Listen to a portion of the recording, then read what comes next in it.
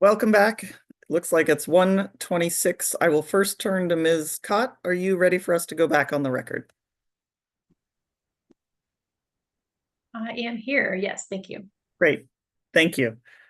Um, Welcome back after lunch. It is now the afternoon of February 3rd, 2025, and this is the water right hearing on the application and associated petitions filed by the Sites Project Authority. And we left off with testimony from Ms. Forsyth about the incidental take permit, and I believe I left things with Ms. Chester to consider redirect over the lunch break. So with that, if I can ask my team to go ahead and pin Ms. Forsyth, Ms. Chester, and I suppose, and we'll go from there.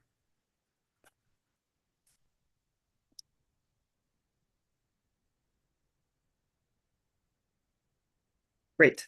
Ms. Chester, do you have redirect questions for Ms. Forsyth? Yes, just one question. Thank you. Ms. Forsyth, was preparation of water unit costs a requirement or element under the construction or operation ITP? No, it was not. Thank you. That's all we have. Then thank you. I will look to the room. Are there any, based on that limited redirect, you would please put up your hand if you have a recross question.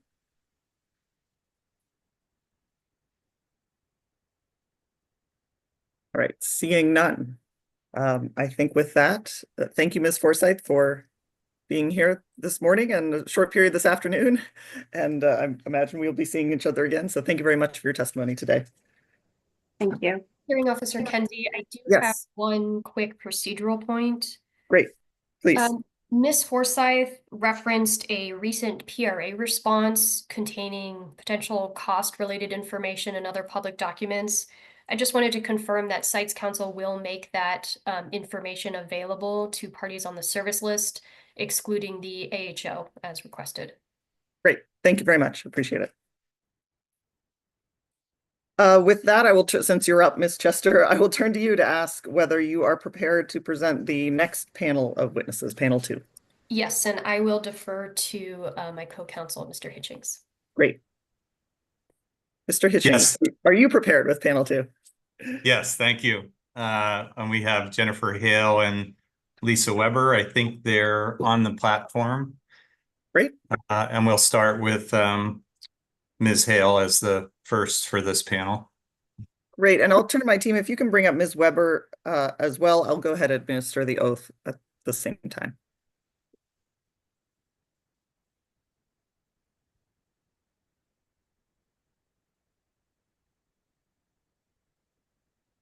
I believe, Ms. Weber, are you prepared to be on camera? Or we can do this a different way. That's fine. We'll go ahead. We'll start with Ms. Hale since you're here, and I can just please remind me if I forget to administer the oath to Ms. Weber. Ms. Hale, will you please raise your right hand? Do you swear or affirm under the penalty of perjury that the testimony you will give in this hearing will be the truth, the whole truth, and nothing but the truth? Yes. Thank you. Please go ahead, Mr. Hitchings. Thank you. Good afternoon, Ms. Hale. Could you please state your name for the record? Jennifer Hale. And you understand that you are presenting your testimony under oath, correct? Yes. And is Exhibit Cites 314 an accurate statement of your written testimony for this ITP-related portion for this proceeding?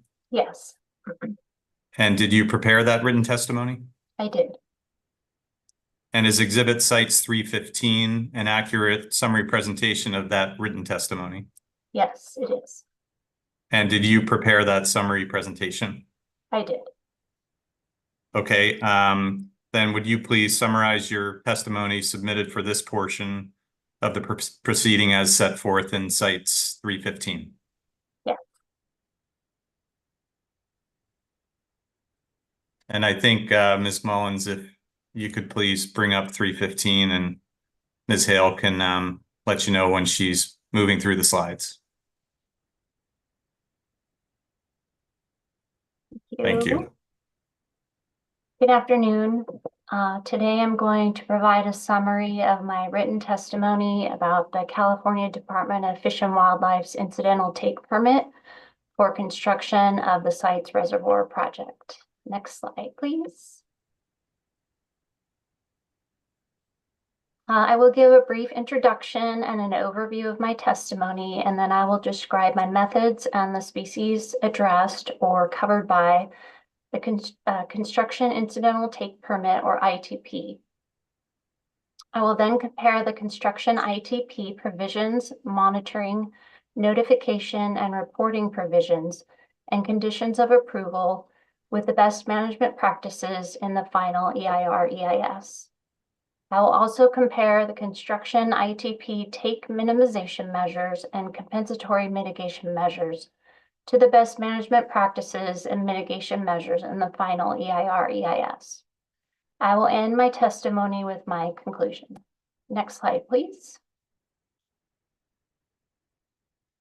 This slide summarizes the previous testimony I have provided, including my written testimony about the construction IT for the project, which I will be presenting today. I utilize the construction ITP and associated documents for preparation of my testimony. Next slide, please.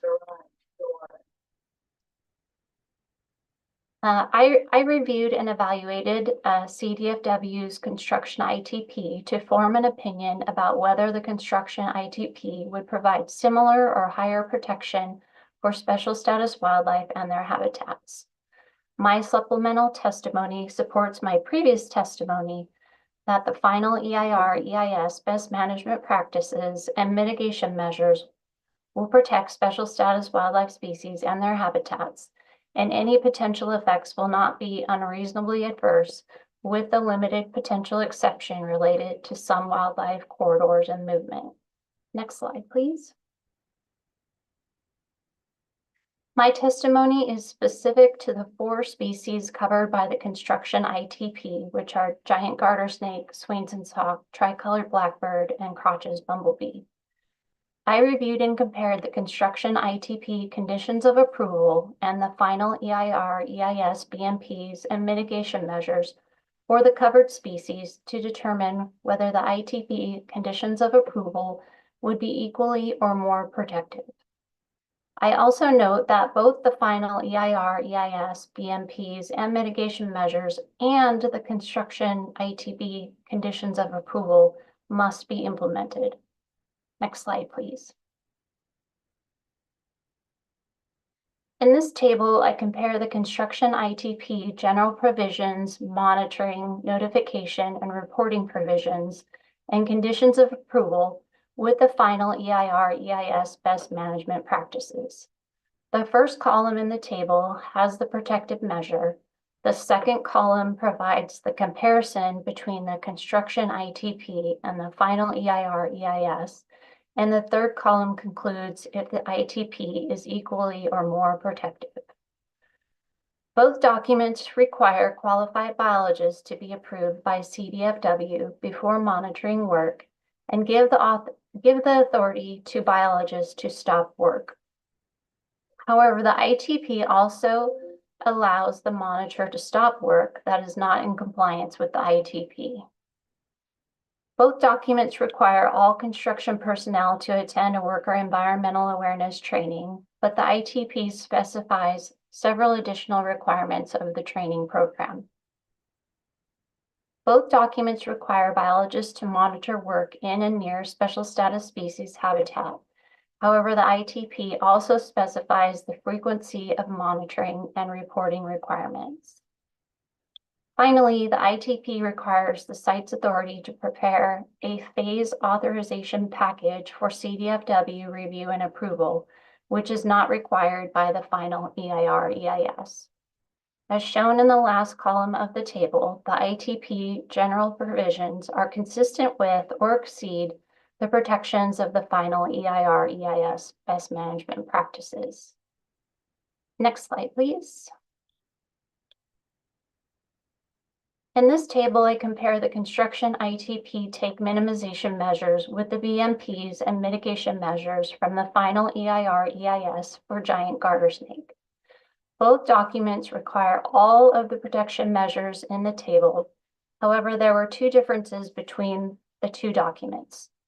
For the second protective measure in the table, the ITP allows work to occur during two timeframes if the temperature is appropriate for 3 consecutive days.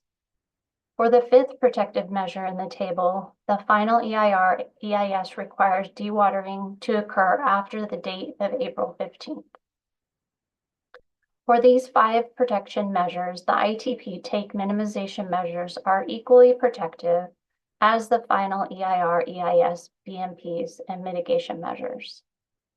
Next slide, please. This slide is a continuation of the table comparing the giant garter snake protective measures. While both documents require steep walled holes and other excavations to be covered, ramped, and inspected before filling, the construction ITP also requires the biological monitor to inspect open holes and trenches, presumably those that are ramped, to be inspected at the beginning and end of each day. Both documents prohibit the use of plastic monofilament and similar netting materials. Both documents require disturbed areas to be revegetated, but the ITP requires a revegetation plan and for restoration to occur as soon as possible and within 1 year. Lastly, the ITP requires a survey for snakes and burrows prior to grading spoils piles and for a monitor to be present during grading, which are not required by the final EIR/EIS. For these 4 protective measures, the ITP take minimization measures are equally protective or more protective than the final EIR/EIS, BMPs, and mitigation measures. Next slide, please.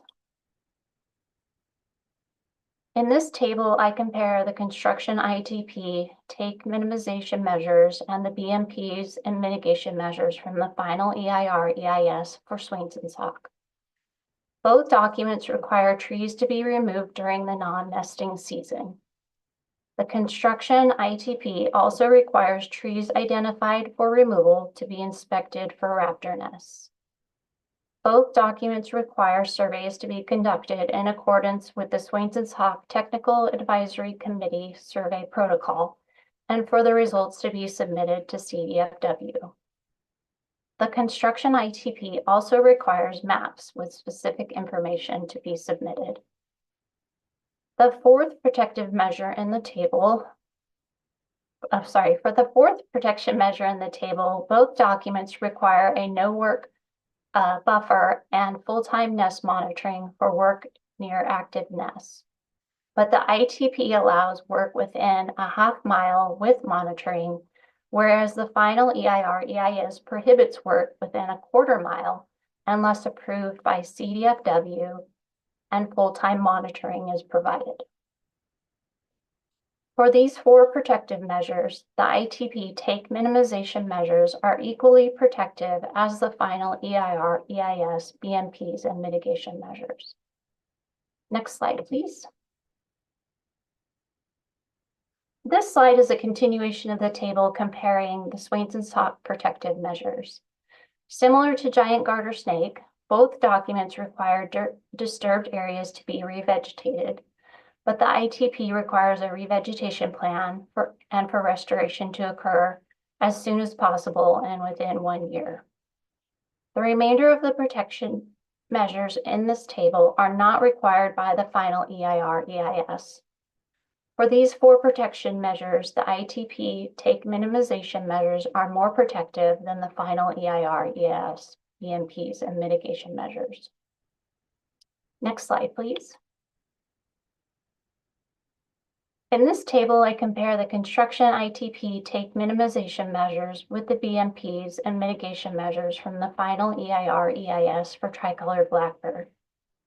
The final EIR/EIS does not require a habitat assessment for suitable nesting and foraging sites. So for the first protective measure, the ITP is more protective. Both documents require pre-construction surveys for nesting sites, but the ITP requires multiple surveys and a larger survey area.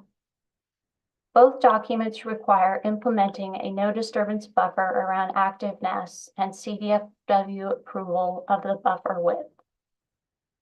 Both documents also require daily full-time monitoring of active nests when work is occurring near the buffer and give the monitor the authority to stop work.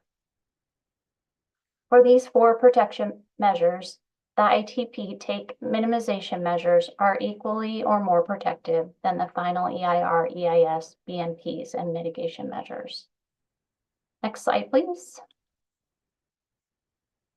This slide is a continuation of the table comparing the tricolored blackbird protective measures. The first 2 protective measures in the table are not required by the final EIR, EIS, so the ITP take minimization measures are more protective. Like giant garter snake and Swainson's hawk, both documents require disturbed areas to be revegetated, but the ITP requires a revegetation plan and for restoration to occur as soon as possible and within 1 year. For these 3 protective measures, the ITP take minimization measures are more protective than the final EIR, EIS, BMPs, and mitigation measures. Next slide, please. In this table, I compare the construction ITP take minimization measures with the BMPs and mitigation measures from the final EIR, EIS for Crotch's bumblebee. None of the measures in this table are included in the final EIR, EIS, and therefore the ITP take minimization measures are more protective. Next slide, please. This slide is a continuation of the table comparing the Crotch's bumblebee protective measures. Both documents require restrictions on construction night lighting, but the ITP requires yellow or orange light and light shielding. Both documents require surveys. However, the ITP requires multiple surveys for the bee and no work buffers to be implemented around bee nests. Like giant garter snake, Swainson's hawk, and tricolored blackbird, both documents require disturbed areas to be revegetated, but the ITP requires a revegetation plan and for restoration to occur as soon as possible and within 1 year. For these 3 protective measures, the ITP take minimization measures are more protective than the final EIR, EIS, BMPs, and mitigation measures. Next slide, please. In this table, I compare the construction ITP compensatory mitigation with the final EIR, EIS compensatory mitigation.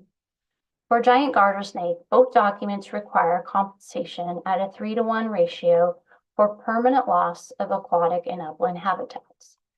However, the final EIR, EIS also requires compensation at a 1-to-1 ratio for temporary loss of aquatic and upland habitats.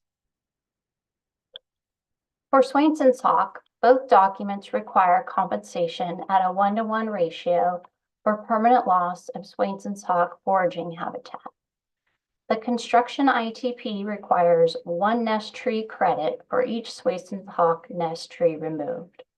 The final EIR, EIS requires compensation for permanent loss of nesting habitat through compensatory mitigation measures for the loss of sensitive communities and oak woodland. For tricolored blackbird, the construction ITP requires compensation at a 1-to-1 ratio for permanent loss of tricolored blackbird foraging habitat and a 3-to-1 ratio for permanent loss of nesting habitat.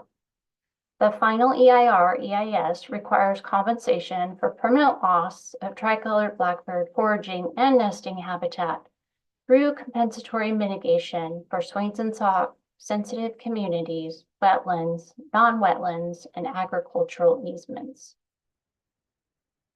For Crotch's bumblebee, both documents require compensation at a 1-to-1 ratio for permanent loss of Crotch's bumblebee habitat. Next slide, please.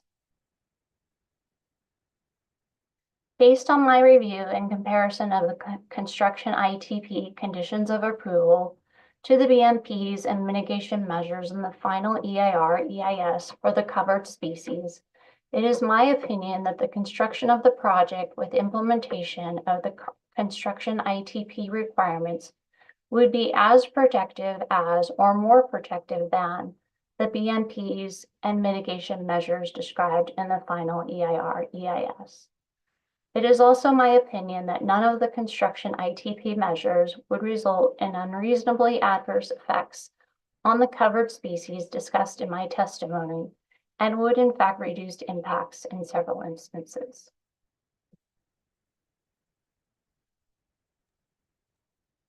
Thank you, And Ms. with Hale. that, Oh, sorry to interrupt. yes.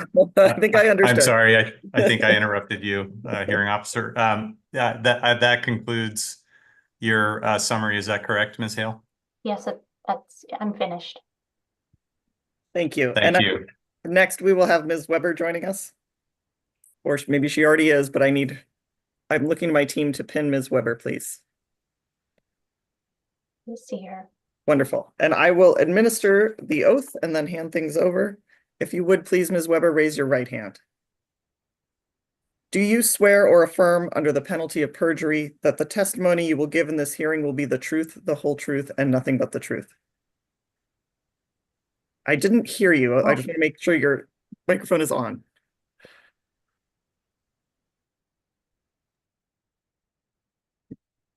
No problem.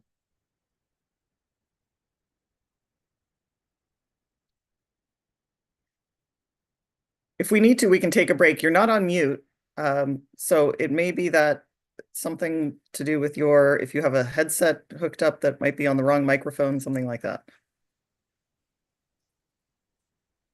And we can take a break if necessary to troubleshoot. Sometimes it might help to just log off and log back on. Maybe that'll help. Or, Oh, there you are. We have you. Now we hear you. oh, okay. I was just about to go to the headphones. Great. We will try the oath again. Sorry. Welcome. Yes. That's okay. These things happen. If you would please raise your right hand. Do you swear or affirm under the penalty of perjury that the testimony you will give in this hearing will be the truth, the whole truth, and nothing but the truth? I do. Thank you. Please go ahead, Mr. Hitchings and Ms. Weber. Good afternoon, Ms. Weber. Good afternoon. Could you please state your full name for the record? Lisa Weber. And you understand you are presenting your testimony under oath? I do. And is Cites Exhibit 331 an accurate statement of your written testimony for this ITP-related portion of the proceeding? Yes, it is. And did you prepare that written testimony? I did. And does Exhibit Cites 332 referenced in your written testimony include a true and correct copy of documentation from the California Natural Diversity Database regarding the known distribution of palmate bracted birdsbeak? Yes, it does. Is Exhibit Cites 333 an accurate summary presentation of your written testimony? Yes, And did you prepare that summary presentation? I did. Thank you. Then at this time, would you please summarize your testimony submitted for this portion of the proceeding as set forth in Cites 333? Thank you. So I will be presenting a summary of my written testimony on the construction ITP. Next slide, please.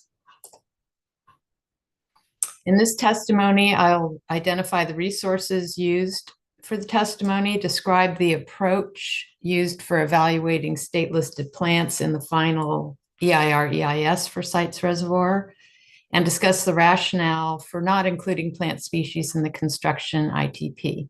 Next slide, please.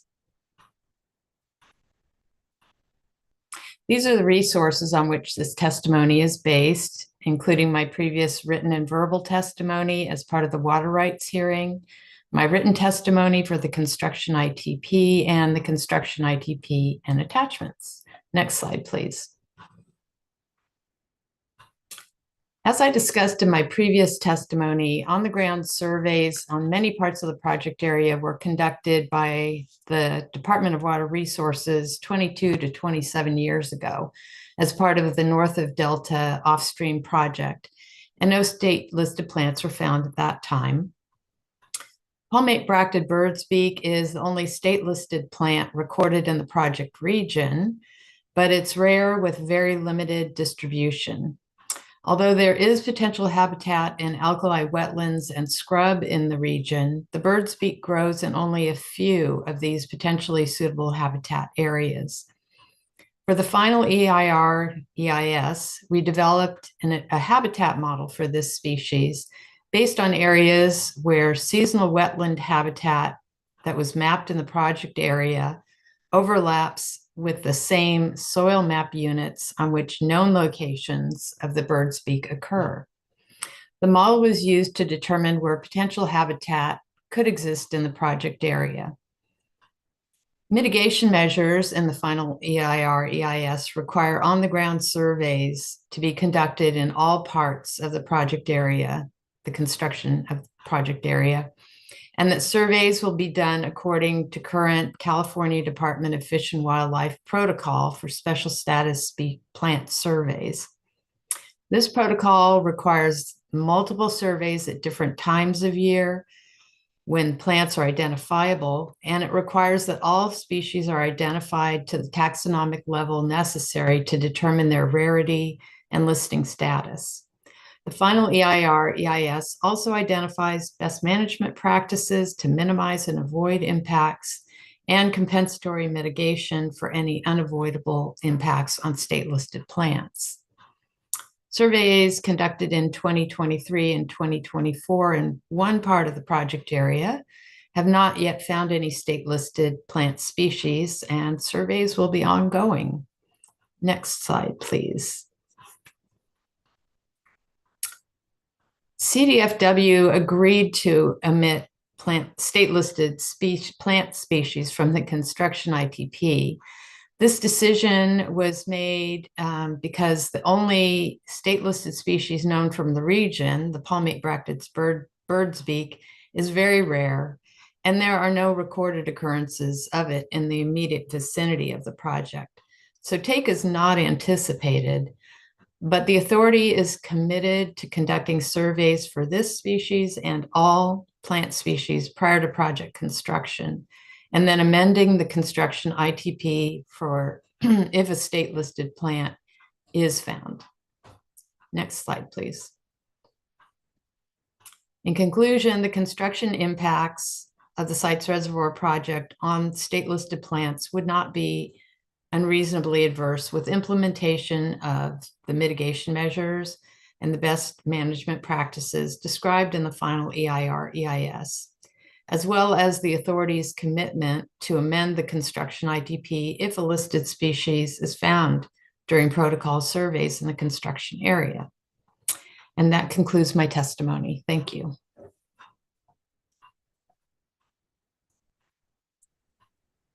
Thank you, Ms. Weber. And thank you to my team for bringing Ms. Hale back for us. And with that, I will turn to my understanding that Mr. Mooney will be asking questions on behalf of at least some of the NGO parties. Is that right, Mr. Mooney? Are you ready to, do you have questions for Ms. Hale and Ms. Weber? That is correct, and I have a handful of questions for each. Great, please go ahead. We'll start off with, I guess, Ms. Weber. You talked about a survey that was conducted on part of the project. Is that I think there was a survey that was 1,000 acres for the geotechnical area, is that correct? That's partially correct. It was approved as part of the geotechnical survey, but it included the entire parcel on which those geotechnical surveys were conducted. So bigger area than just geotechnical. Okay, and so how large was that parcel? Well, there were several parcels. So cumulatively, they were about 1,000 acres. Okay. That was something that I discussed in my previous testimony that we had been conducting surveys. Mhm. And what of the 1,000 acres that that you said were how many acres were actually how much of that or what percentage of that was actually surveyed of that 1,000 acres? 100%. Okay.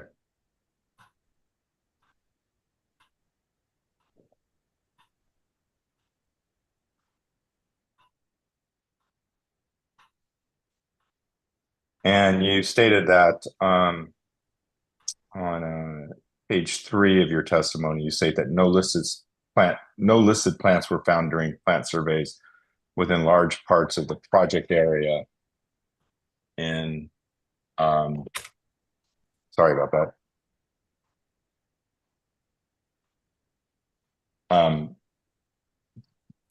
During the project area 1998 to 1999. Mhm. What's your definition of large? 2003. Yeah.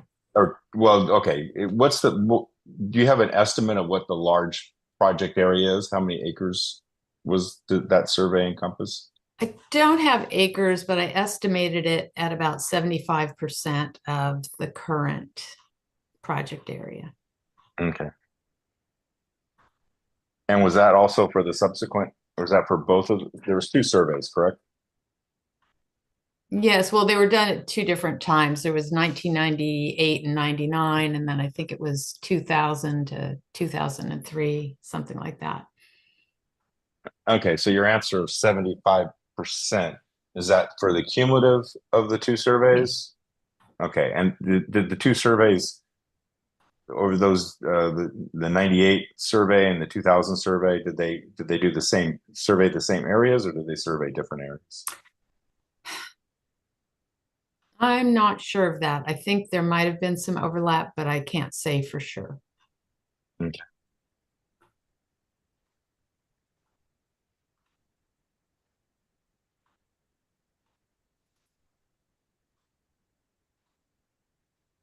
For the surveys that were done during the 1,000 for the 1,000 acres that I referenced earlier, do you know what months those surveys were conducted? Oh, let's see. They were over 2 different years, but all told, let's see, we had April and May and July, August, and September.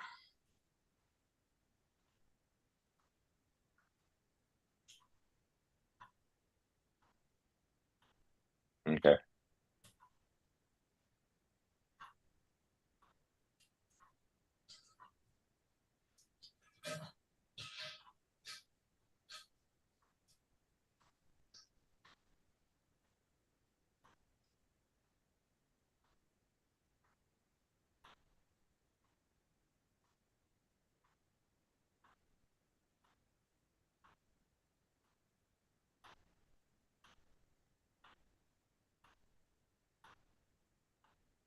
That's all I have for Ms. Weber right now.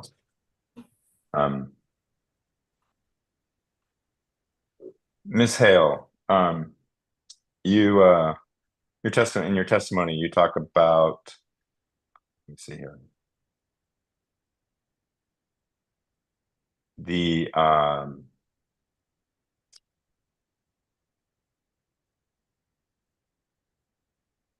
going to skip that. You use the term unreasonable adverse impacts. Could you define what you mean by that standard in terms of unreasonable adverse impacts on wildlife species? Objection vague, if you could possibly point to where that term is used in the testimony. Page 2, line 21. If we could pull that up, I think it would be helpful.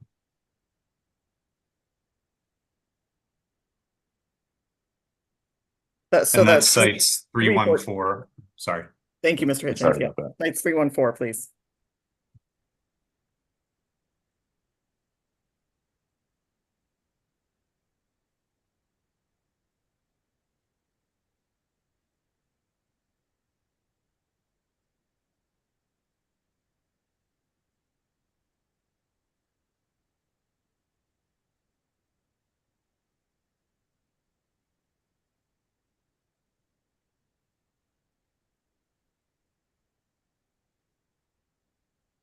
And page 2 of that document.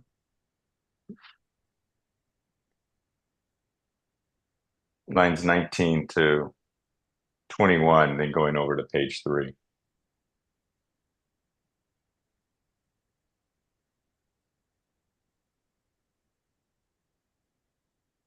So my question is there in that last full sentence on page 3 there, it says, in contrast, my understanding of the purpose of this portion of the water rights hearing is, in part, to evaluate whether the project would have an unreasonable adverse impact on wildlife species. I have a couple of questions about the term unreasonable adverse impact. Is in terms of what is your understanding of what constitutes an unreasonable adverse impact on wildlife species?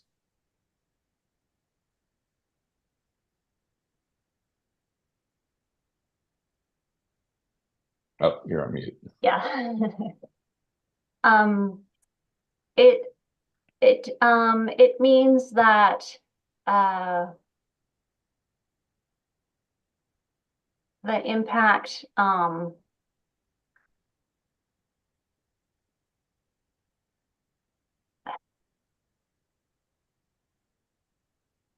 guess the way I would explain it is the impact makes sense, I guess, for the project. It's not the same as a significant impact. It's hard to define, obviously. But it's reasonable, it's expected for the project effects. So does that make sense? I don't know how else to explain it. Okay, I understand what you're saying. So it's not a biological standard. No. Okay. It's based upon, and I'm not trying to rephrase it, but I'm just trying to understand what you're saying. It's based upon what makes sense for the project, like assuming the project's going forward. Yeah, that's how I look at it. Okay.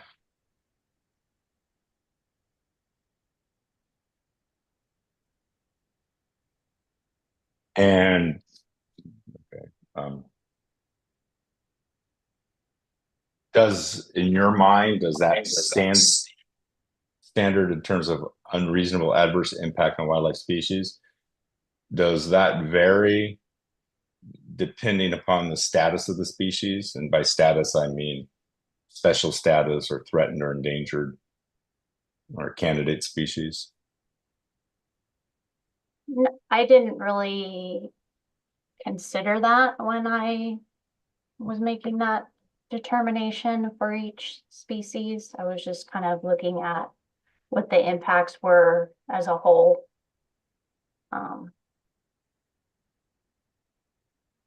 Okay. And where did you come about, or how did you come about using the term unreasonable adverse impact?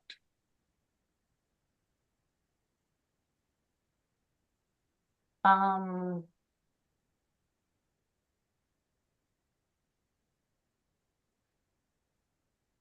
not sure. It was a term that came up in the preparation for this hearing. And did someone give you that term and say evaluate it based upon whether or not there are unreasonable adverse impacts?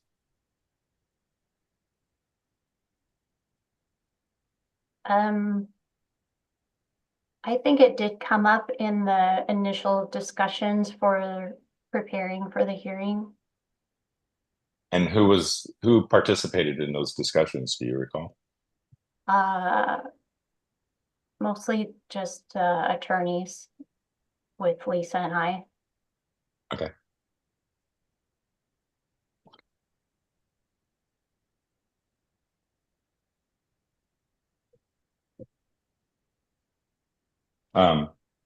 Sorry about that. I have two phones in my office and one I can't shut off.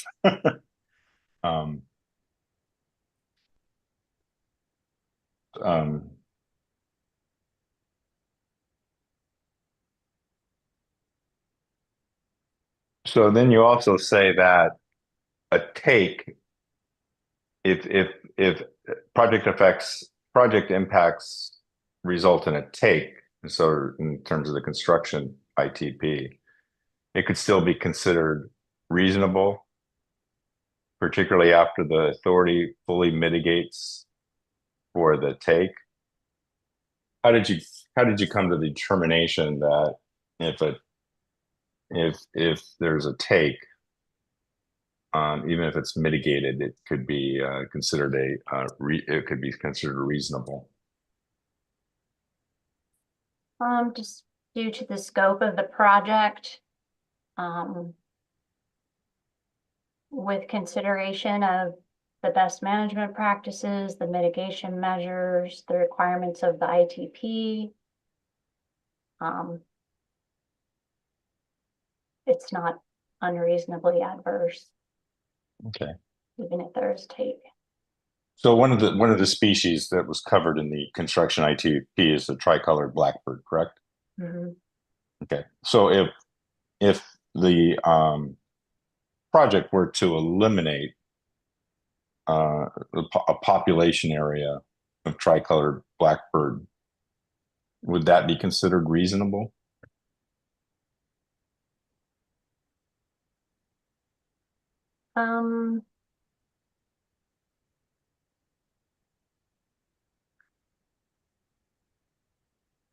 It's reasonable for the scope of the project because it's a large project. It's affecting a large area. There happened to be a nesting site that was removed. Would it be considered reasonable for the and if you evaluated it in terms of recovery of the species? Reasonable. I'm going to object to the extent that calls for a legal conclusion. Noted, but you can go ahead and answer the question. Can you repeat it? Sorry. Would it be deemed, you said it'd be deemed reasonable in light of the project, and I asked you, would it be deemed reasonable from a biological standpoint in terms of the recovery of the species? I guess I don't really, I don't equate a reasonable effect with recovery. Their recovery is something completely different. And it's not like the authority would not be doing compensatory mitigation for a loss of a nesting area. They would not be, or they would be? They would be. It's not like Okay. they wouldn't. They would be, yes. Okay.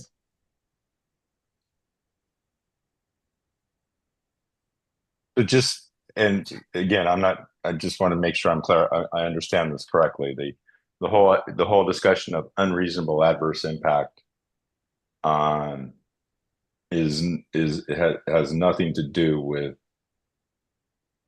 the biology for the species or the recovery of the species, correct? Objection misstates the testimony. That might be fair. Mr. Mooney, would you try the question again, please? I'm just trying to kind of bring it to a kind of a conclusion that, and I mean, I'm not trying to misstate her testimony. If I'm misstating her testimony, it might, it should, Ms. Hale is free to say that, but I will, or that was not what she had said. But I'll try to restate it. So the standard that you relied upon in terms of whether or not the project would have an unreasonable adverse impact is not a scientific standard, but a standard based upon looking at the project as a whole. Yes, looking at the project and looking at the effects of the project. It's not like the biology doesn't have to be considered because we're talking about the species and its habitat and where it occurs. So there is a biological consideration. But if the project has an effect that can be minimized and avoided and compensated for, then the effect is not unreasonable.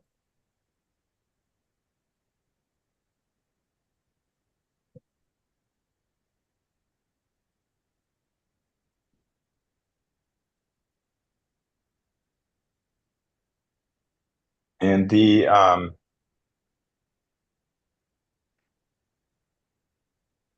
ITP also covers the Crotch's bumblebee, right? Is that correct? Yes, And that is considered a candidate species. it is. And you understand what a candidate species means? Yes. Okay. And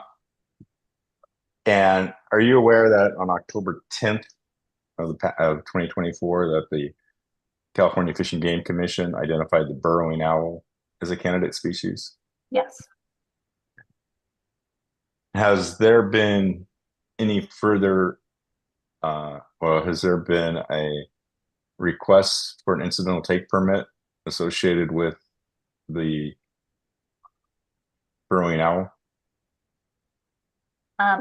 My understanding is that there is. I am not involved in that effort, but that is my understanding that they are pursuing that.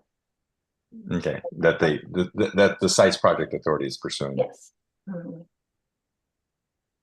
And you're not involved in that? No, we have another team of biologists that are more involved in the permitting. Okay.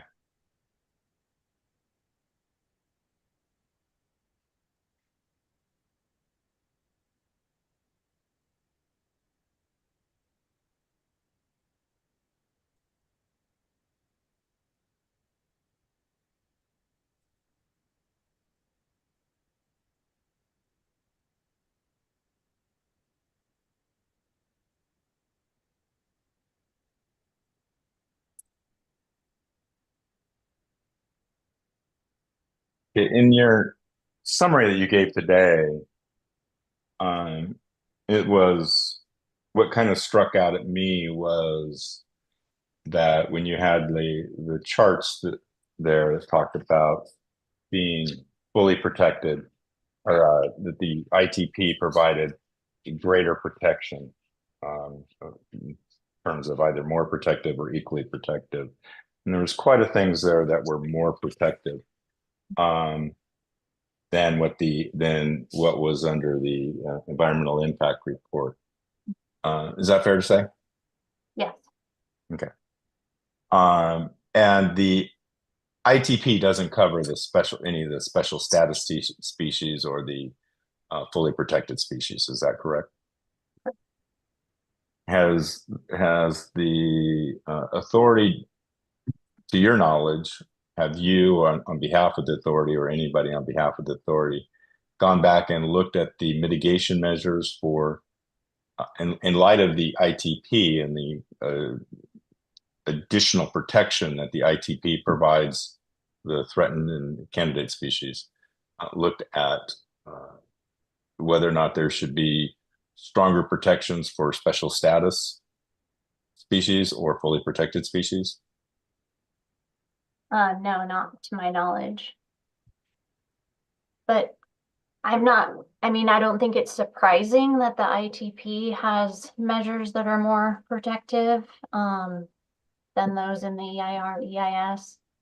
There are also a lot that were similar, and some of the additional protections were fairly minor. Additional reporting requirements, those kinds of things. And for the Crotch's bumblebee, because it is a candidate species and there just isn't a lot of knowledge and existing mitigation measures,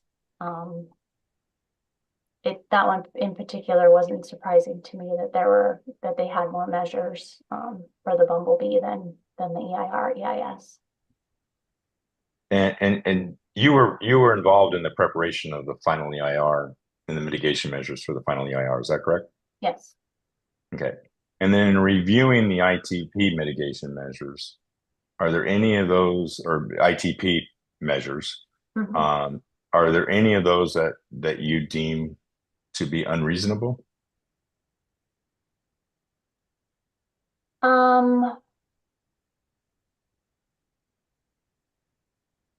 I think some of them will be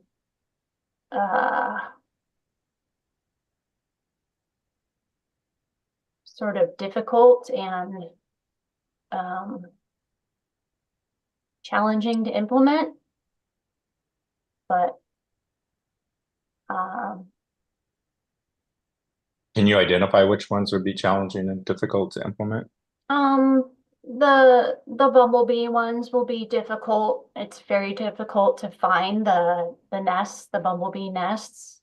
So one of the measures is to survey for the bee and then apply a buffer around the nests. And the nest can be down inside of a burrow. So that one I think will be challenging to implement. How about any with the giant garter snake? Are there any that you find to be unreasonable with No, respect those were to all fairly standard measures that are often part of an ITP or a biological opinion. and how about with regards to the Swainson talk? No, I've seen those in ITPs before. They're also fairly standard. And the same with the tricolor blackbird. Mhm. Is that the same with the tricolor blackbird? Yeah, I didn't think that any of those were unreasonable. Okay. Is there a reason then, if those are reasonable, and especially with regards to the last three species we discussed, why those more protective measures weren't included in the mitigation measures with the EIR? Well, the ITP is kind of it's to a higher standard. It has to be provide full mitigation. So you would expect more stringent measures in an ITP than an EIR, EIS. And why is it full mitigation? What's your understanding of why it's full mitigation? Because you're compensating for take. So it's a requirement that CDFW has that it has to be fully mitigated. Didn't that requirement apply at the time? Didn't that requirement apply when the EIR was prepared though? Yeah, but that's not a CEQA requirement to be, or NEPA, to be fully mitigated. It's not unless there's a statement of overriding considerations. Is that correct?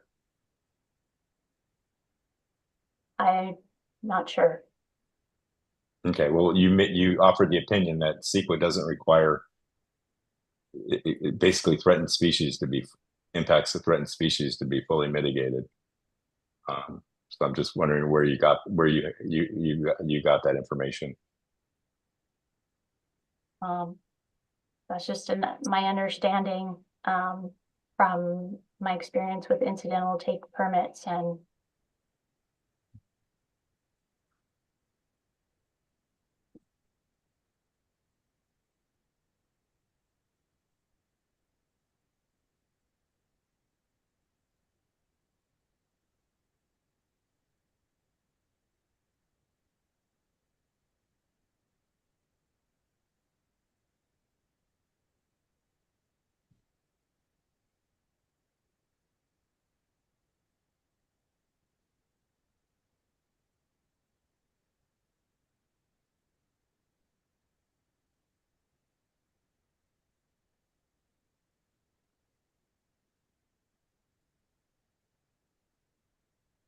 And then I'm just going to come back to the burrowing owl. I know you said some other biologists are working on that. Are those biologists with your company? that are working on that? Yes, Okay. But you did the analysis of burrowing owl for the final EIR, is that correct? I did. Okay. Do you have an estimate of how many burrowing owls are on the project site? No. Is and is that because the project site was never surveyed for burrowing owls? A portion of the site has been surveyed. What portion of the site's been surveyed?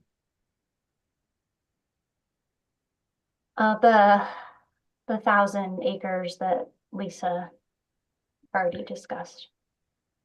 And were burrowing owls found on that 1,000 acres? I believe there were 1 or 2 found. 1 or 2 or 1 or 2 pair? 1 or 2 owls. Okay.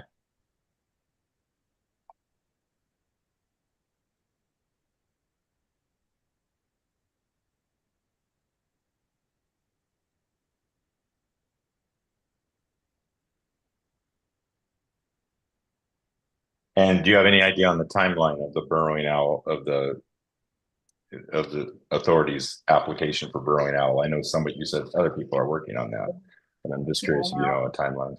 I don't have a timeline, no. Okay.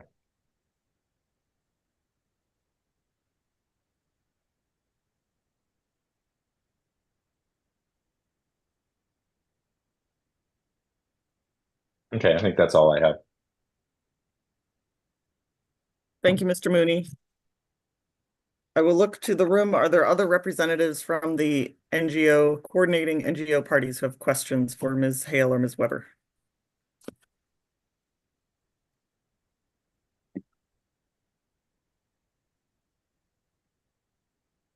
And are there any tribal representatives who have questions of Ms. Hale or Ms. Weber?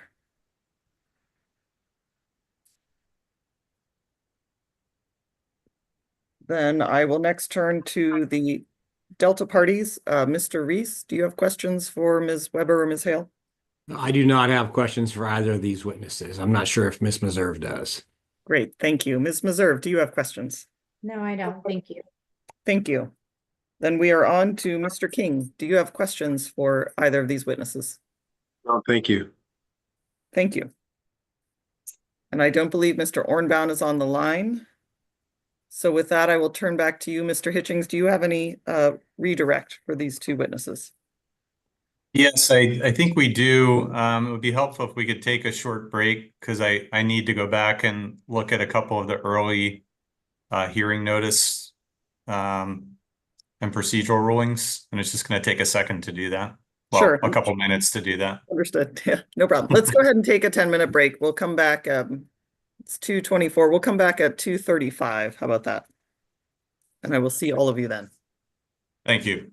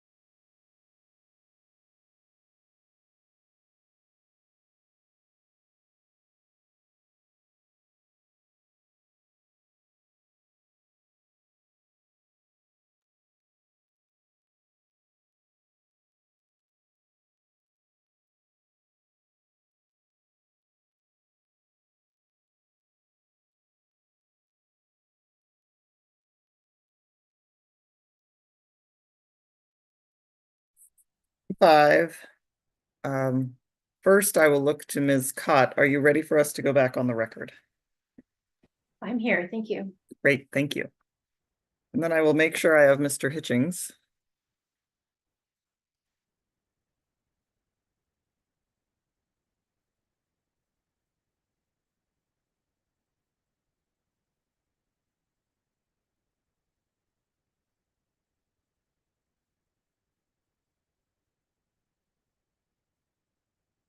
Looks like we need to wait a moment. That's fine.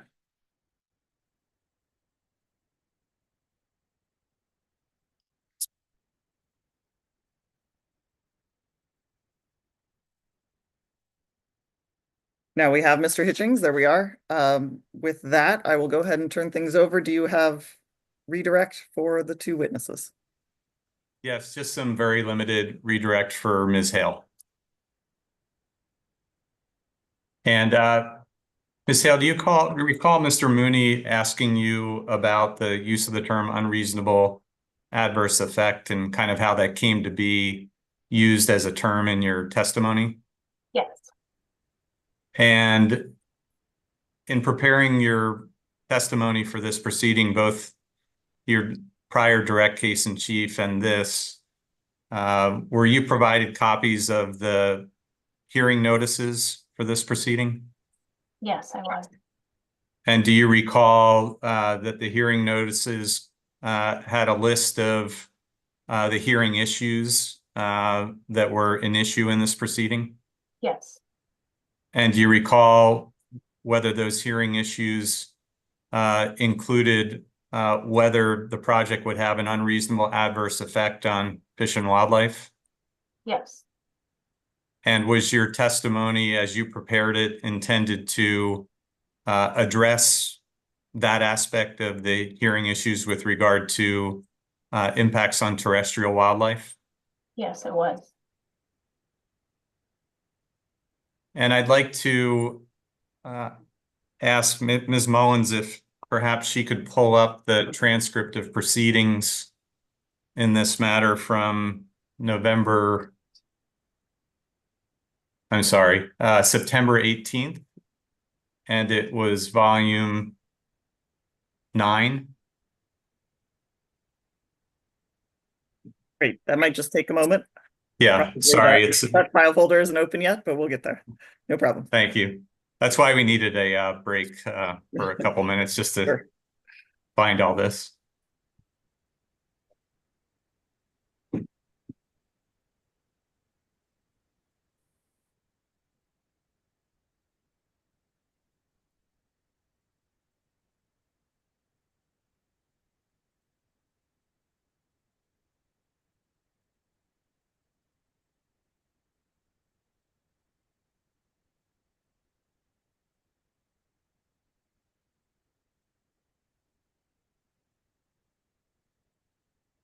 And do you have a page number, Mr. Hitchings?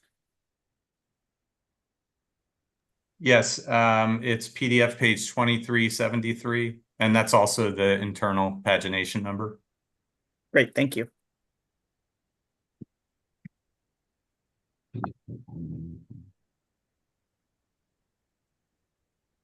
Oh, I'm sorry, it's PDF page 193 of that document, 193 of 308, and it's page number 2373 of the proceedings. Understood, thank you.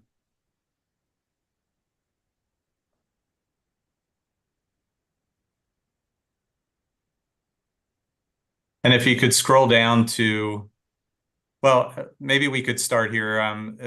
If you see at line 3, at this point in the proceeding during your prior direct case in chief, do you recall Mr. Mooney asking you about how you define the term unreasonable adverse effects?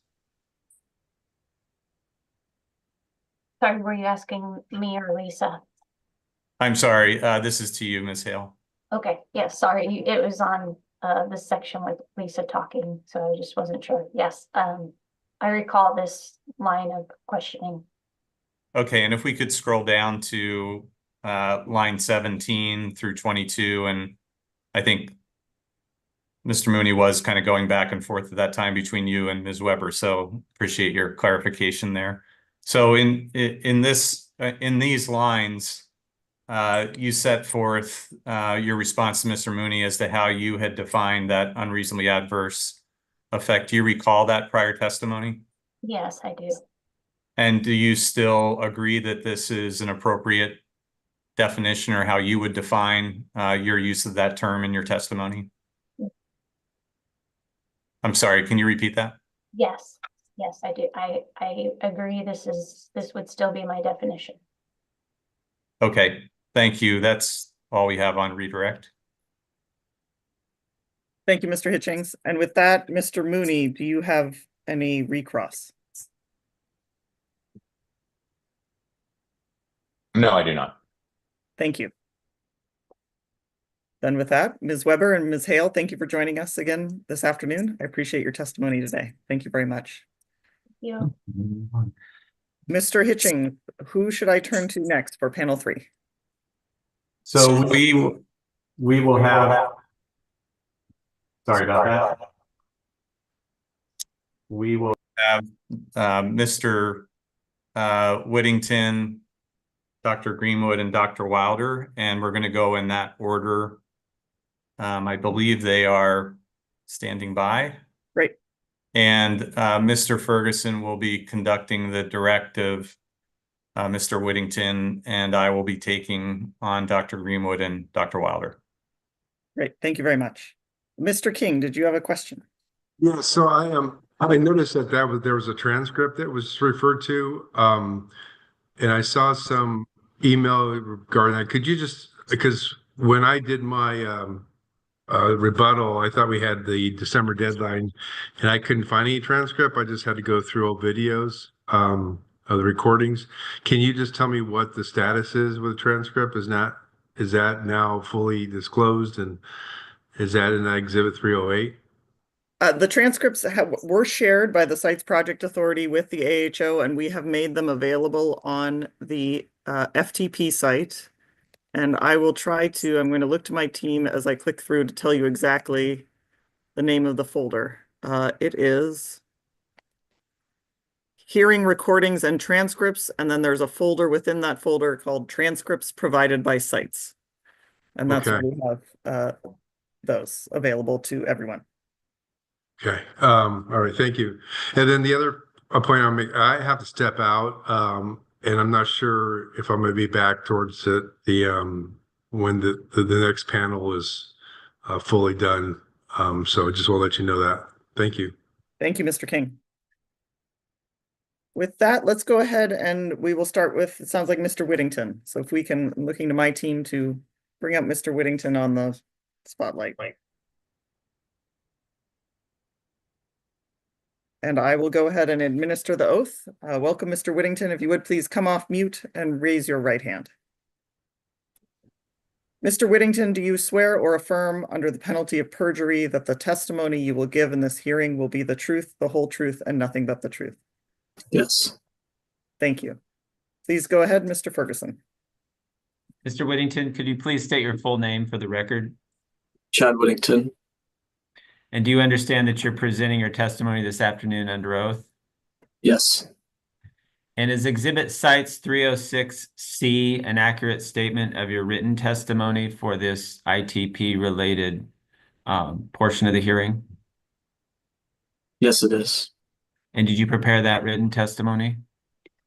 Yes, I did. And does your testimony rely on exhibits that were submitted as part of the ITP-related portion of this proceeding? Yes. And which exhibits are those? Cites 307 and cites 308 are. Right. And did you confirm that the exhibits submitted as cites 307 and 308 are true and correct copies of those documents as referenced in your testimony? Yes.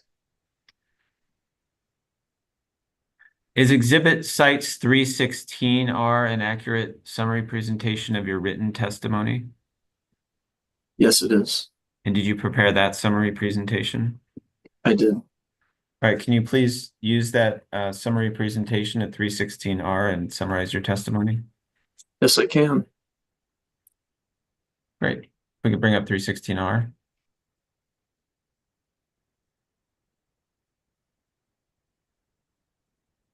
Thank you. All right, go ahead, Mr. Whittington. Okay, thanks. All right, well, hey everyone. I'm Chad. I'm a civil engineer working at Jacobs. The testimony that I'm going to be presenting today will be on the differences in operations modeling assumptions employed in the final EIR, EIS, and the modeling that was conducted for the incidental take permit application to the California Department of Fish and Wildlife. Can we go to the next slide, please? Thanks. So specifically, I'll be focusing on the changes to the CalSIM 2 modeling. CalSIM is a model that simulates monthly flows and water operations that was used to evaluate the long-term effects of sites project. For more information and on the background and the use of CalSIM, please refer to my previous testimony, which is included as Exhibit Sites 102. So there are two differences between the CalSIM modeling conducted for the final EIR and the CDFW ITP application modeling. First, the final EIR EIS baseline model assumes historic climate conditions, while the ITP baseline model assumes 2035 central tendency climate conditions with 15 centimeter sea level rise.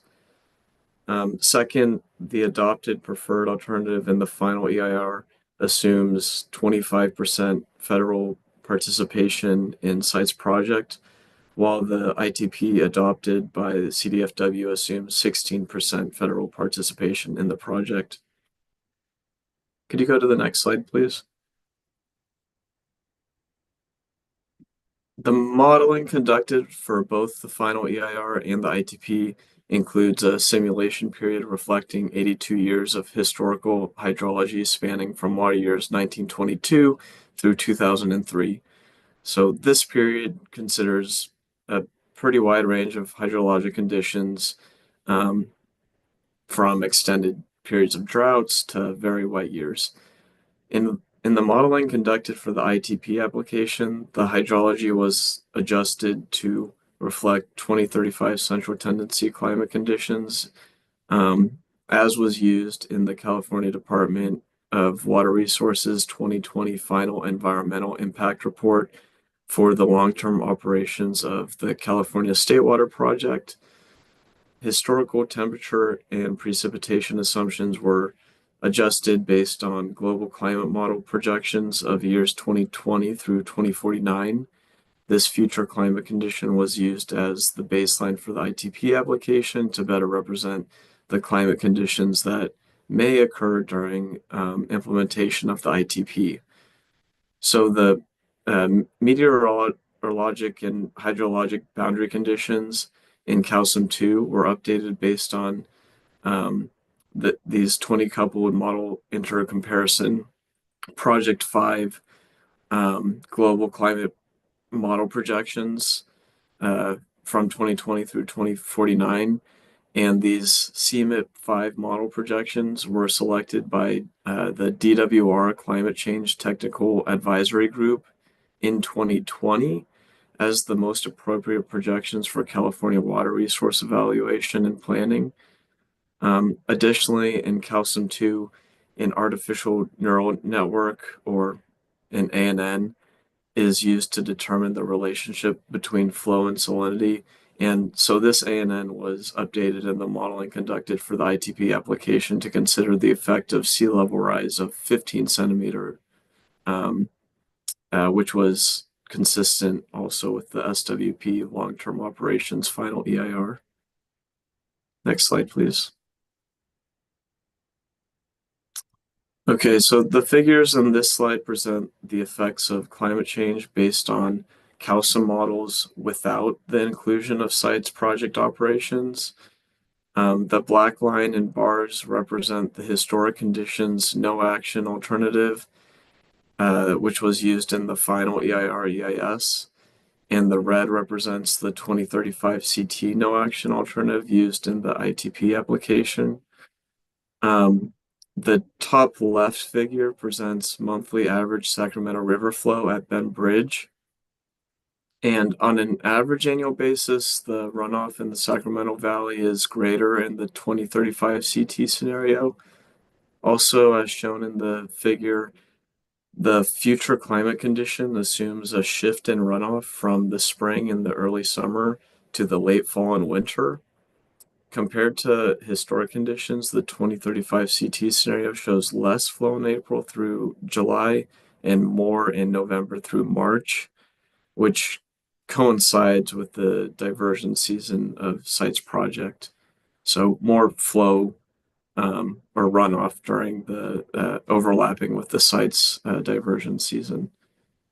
The bar chart here shows average annual average annual volumes of water in the long term for each water year type. So the top right chart shows an increase in Sutter bypass flow under future climate for every water year type. Also in my written testimony, I included a bar chart for the yellow bypass, which shows flows on the yellow bypass are also greater for each water year type in the 2035 CT model. And these differences are most pronounced in wet years when the frequency and volume of weir spills in the bypass are greatest. The bottom left chart shows that delta outflow is also greater in the 2035 CT climate than this historic climate in the long term and for each water year type. And the bottom right chart shows lower levels of delta exports in the 2035 CT model.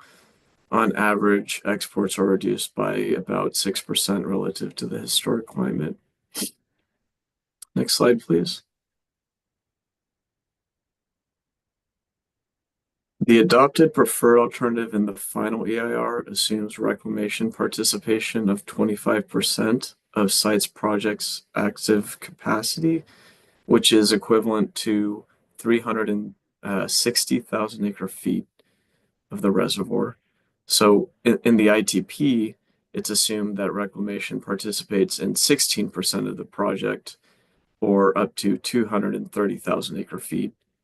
The ITP modeling assumed reclamation would use its share of sites reservoir for the same purposes and uses that were also reflected in the final EIS modeling. So no changes were made to the assumptions in that aspect. Further details are provided in Exhibit AHO 114. So the modeling results indicate that reclamation tends to use its share of the project storage more frequently and in greater volumes than other project participants. So consequently, a 16% reclamation participation results in less frequent and lower volume sites diversions and releases as compared to the 25% reclamation participation. Could we go to the next slide, please? Okay, so the figures in this slide present the effects of different federal participation levels. The purple results represent 25% reclamation participation, and the blue results represent 16% participation. All results here assume 2035 CT climate conditions. As shown in the top two figures, the differences in participation levels affect sites diversions primarily in January through March and sites releases in May through August. The 25% reclamation participation results in greater diversions and releases than the 16% scenario. There's about a 3% change on an average annual basis. The bottom left figure presents a probability of exceedance chart of end of September Shasta storage. The red results represent 2035 CT no action alternative. The 16% reclamation participation results in slightly less Shasta carryover storage or end of September storage than the 25% scenario. But both sites project scenarios show equal or greater Shasta storage than the no action alternative for the full simulation period, or 100% of the years. The bottom right chart shows south of delta exports for each water year type, and in the long term, both levels of reclamation participation in sites project results in an increase in delta exports of 1% relative to the no action. Next slide, please. So the following slides include figures and charts to demonstrate the combined effect of future climate change and varying federal participation levels with sites project. And maybe we can just go to the next slide so that we can more easily match each scenario. Thanks. So this slide includes sites diversions and release results. The black represents no action alternative under historic climate conditions, which was used as the baseline model for the final EIR/EIS. The red represents the no action alternative under 2035 CT climate conditions, which was used as the baseline model for the ITP application. The green represents the adopted preferred alternative for the final EIR, also known as Alternative 3, which assumes historic climate and 25% reclamation participation. The purple represents that same alternative, but with a 2035 CT climate instead of a historic climate. So we can see an increase in sites diversions and releases from the green to the purple, which is caused just by the future climate change and the increased runoff that is associated with future climate. And then the light blue color represents the Alternative 3 in future climate conditions when reclamation participation level is dropped to 16% instead of 25%. And so this shows that sites diversions and releases drop back down a bit, but still remain greater on an average annual basis when compared to what was assumed for the final EIR. And so this last scenario in blue represents results from the sites alternative used for the ITP application. Next slide, please. The top figures on this slide show Sacramento River flow at Wilkins Slough, which is a location downstream of all the diversions and releases from sites. So future climate change causes about a 1% reduction in flow in the no action alternative, or the NAA versus the NAA 2035 CT. There's also a 1% difference in flow in the ITP application Alternative 3B compared to the final EIR Alternative 3A. The bottom figures show Sutter bypass and yellow bypass from the Sacramento River. Although both bypass flows are affected by climate change, the effects of the project, the sites project on these flows are similar in the final EIR and the ITP application modeling. So relative to the NAA, Alternative 3A from the final EIR includes 6.6% less Sutter bypass flow and 2% less yellow bypass flow relative to the NAA 2035 CT. Alt 3B from the ITP includes 6.4% less Sutter bypass flow and 2.2% less yellow bypass flow. So about the same relative differences of sites project relative to each version of NAA. Next slide, please.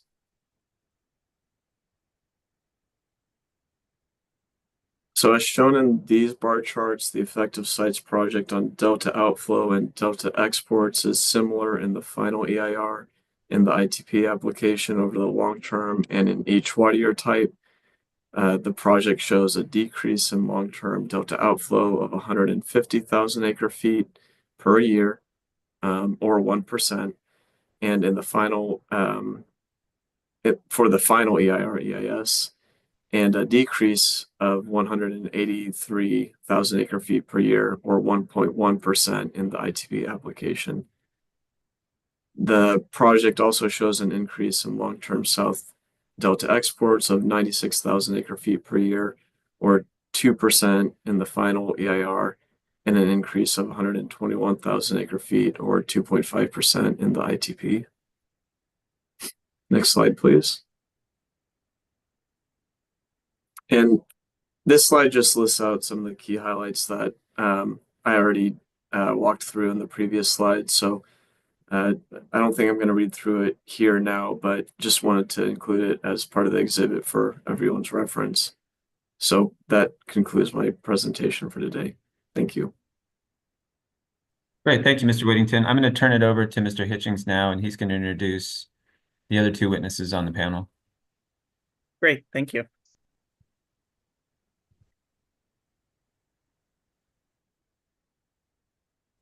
Thank you. And I think Dr. Greenwood and Dr. Wilder, will start with Dr. Greenwood first. Great, I have them both here. Is that an echo on whose end is an echo? Not me. Okay. I will go ahead and minister the oath for both, and then we'll go from there. So Dr. Greenwood and Dr. Wilder, will you please raise your right hand? Do you swear or affirm under the penalty of perjury that the testimony you will give in this hearing will be the truth, the whole truth, and nothing but the truth? I do. Yes. Thank you very much. You may proceed, Mr. Hitchings. Thank you. Dr. Greenwood, could you please state your name for the record? Myron Greenwood. And you understand that you're presenting your testimony under oath, correct? I do. Is Exhibit Cites 312 an accurate statement of your written testimony for this ITP-related portion of the proceeding? Yes, it is. And did you prepare that written testimony? I did. And is Exhibit Cites 313 an accurate summary presentation of that written testimony? Yes, it is. And did you prepare that summary presentation? I did. Thank you. Then at this time, would you please summarize your testimony submitted for this portion of the proceeding as set forth in Cites 313? And we'll ask Ms. Mullins to pull that up if she would.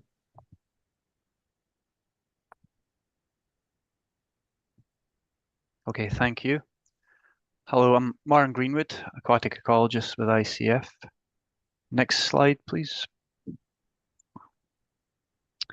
My summary testimony today will follow a similar structure to my previous summary testimony, so I'll provide an introduction and overview, discuss various groups of fish and aquatic species, and then conclude.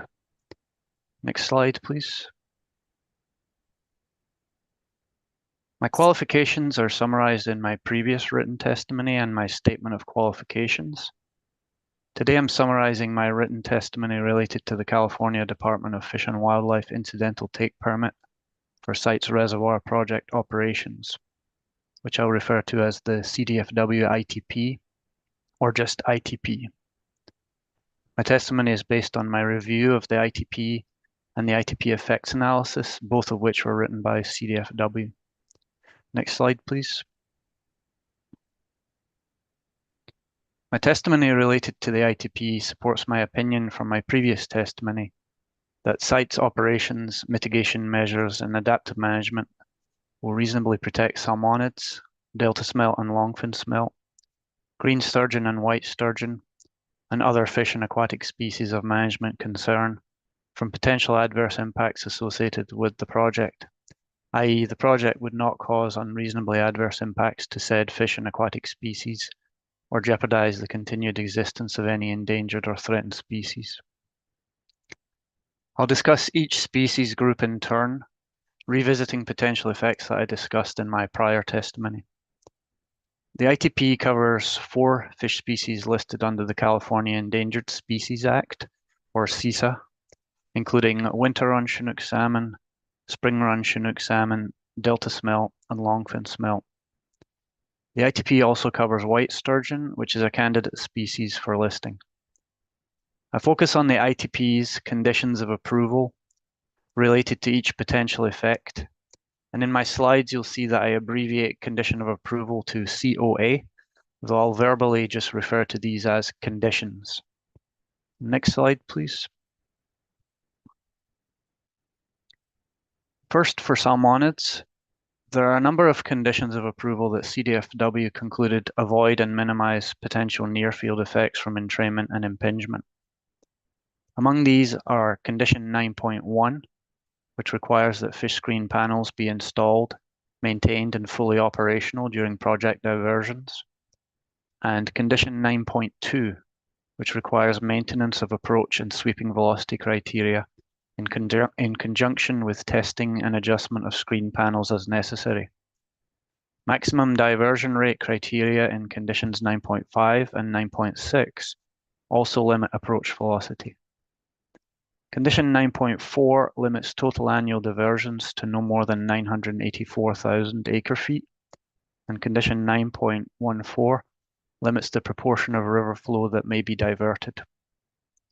In my written testimony, I provide examples of how condition 9.14 limits the proportion of river flow relative to the criteria proposed and modeled in the incidental take permit application for operations. CDFW concurred with the ITP application that stranding behind the fish screens at high flow is low risk and would not be changed appreciably by project operations. Next slide, please. The ITP also includes several conditions that are science actions to fill knowledge gaps and inform actions to minimize take related to near-field effects from entrainment, impingement, and predation. These are consistent with the types of monitoring and technical studies proposed in the ITP application. Next slide, please. With respect to far-field effects, CDFW included several conditions to avoid and minimize migration flow survival effects. Condition 9.12 does not allow the project to divert if Sacramento River flow at Wilkins Slough will decline below 10,930 CFS, which is higher than the 10,700 CFS threshold proposed in the ITP application in order to account for flow attenuation and downstream travel time, as well as higher flows identified in a number of the statistical models from the original published paper that assessed flow thresholds. Conditions 9.13 and 9.15 are also related to meeting the Wilkins Slough bypass criteria, and CDFW concluded that although condition 9.14 primarily addresses potential near-field effects, it also minimizes migration mortality effects. Condition 8.7.5 will provide flow survival information for smaller juvenile salmonids than exists from currently available studies in order to confirm understanding of impacts and provide data for life cycle models, which will inform potential ITP amendments if necessary. My previous testimony discussed potential effects on floodplain inundation, and CDFW concluded that conditions 8.7.4, 8.7.5, and 9.14 would minimize such effects. Next slide, please. CDFW also concluded that conditions 9.18, 9.19, and 9.20 provide general minimization by requiring any exchanges or transfers to comply with all of the ITP's conditions and to not facilitate exchanges with reclamation or the California Department of Water Resources if the exchanges result in regulatory requirements not being met, including species protection. Condition 10 requires 356 acres of off-channel salmonid rearing habitat to be provided for full mitigation.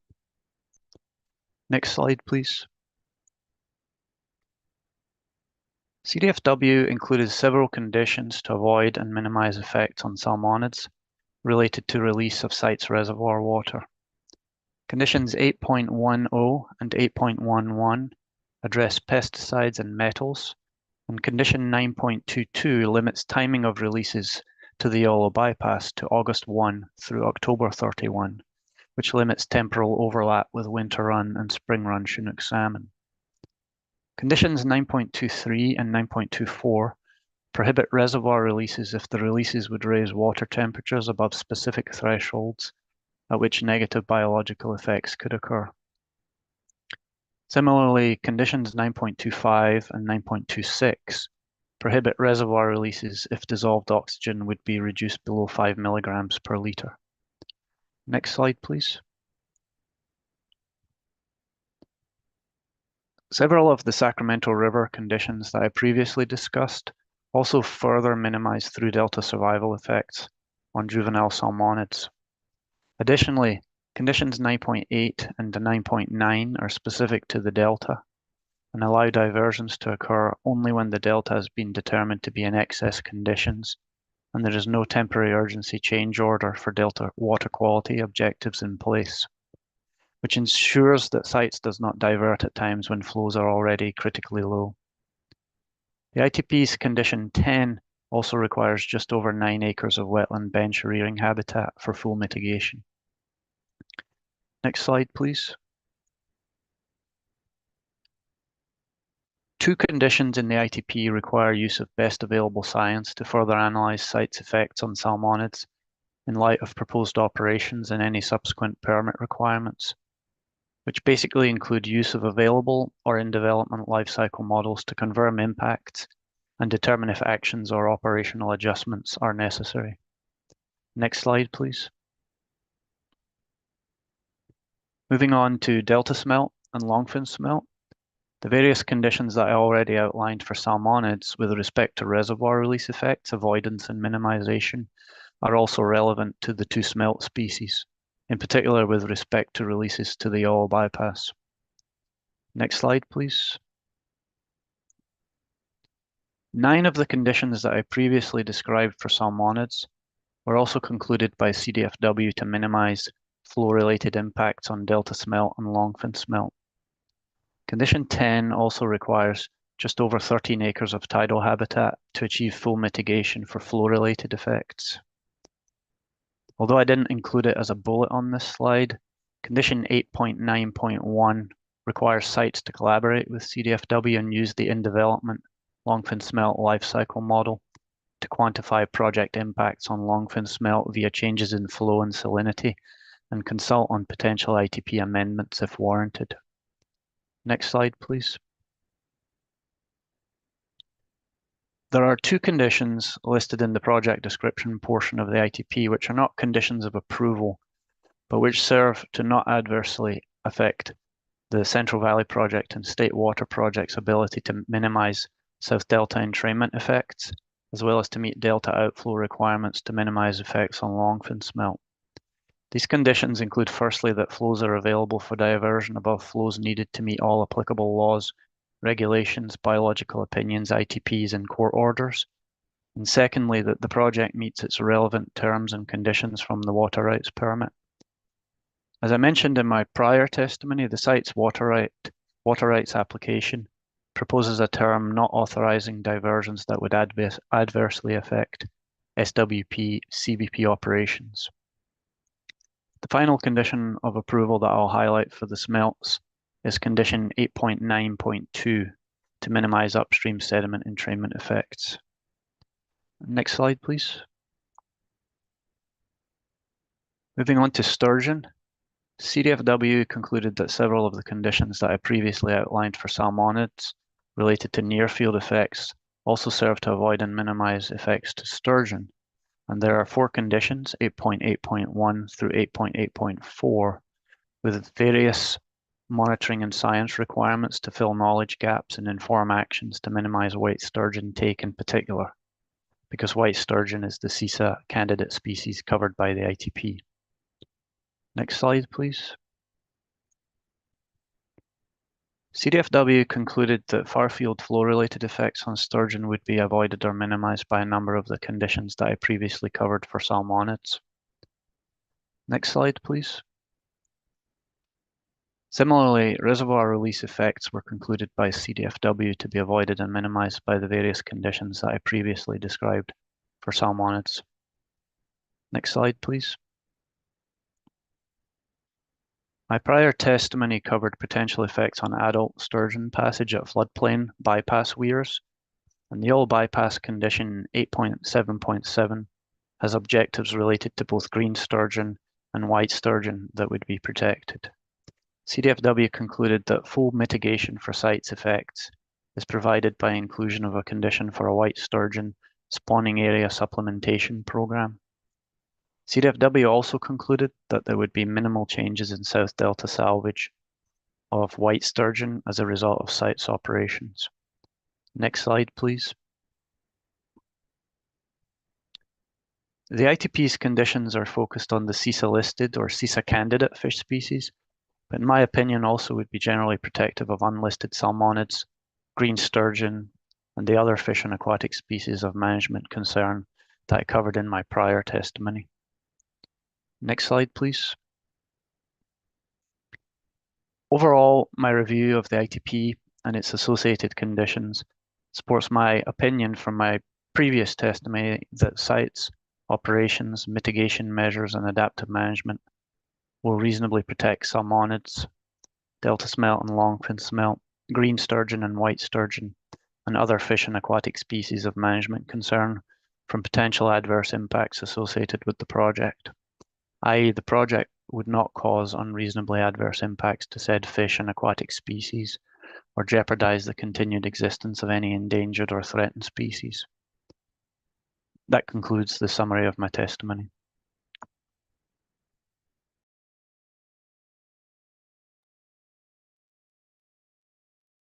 Thank you, Dr. Greenwood. I think we can now turn to Dr. Wilder for his summary as well. So, Dr. Wilder, can you please state your full name for the record? Yes, it's Richard Wilder.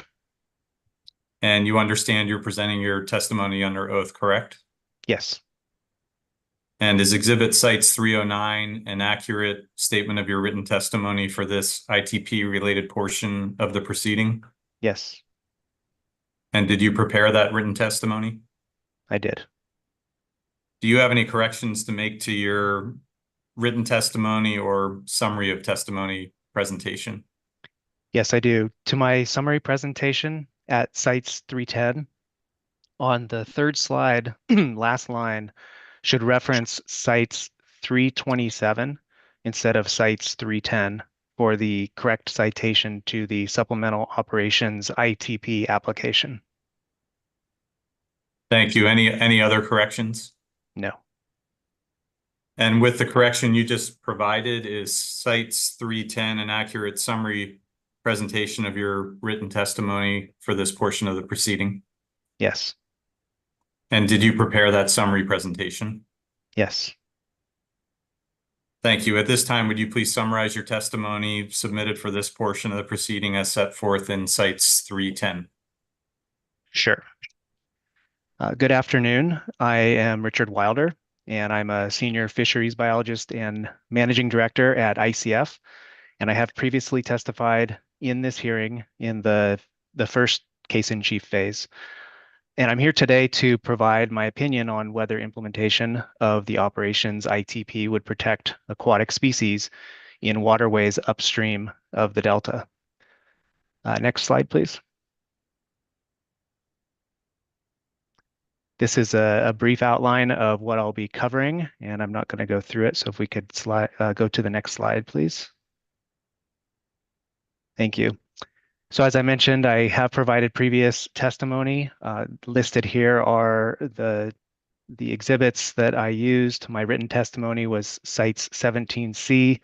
My statement of qualifications is Cites 18, and my verbal testimony presentation is Cites 279C. And I will be summarizing today my my supplemental written testimony as it relates to the ITP. Below that bullet are just a couple references. I'll be talking about the operations ITP, which is Cites 298, the operations ITP effects analysis, which is an attachment to the ITP, but separate here as Cites 300. And then the supplemental operations ITP application, which, as I mentioned in the beginning, should be corrected as Cites 327, not Cites 310. Next slide, please. So I'll be focused on the upstream effects to aquatic resources. Only specifically only to the far field effects, which are the effects away from the screens at the intakes.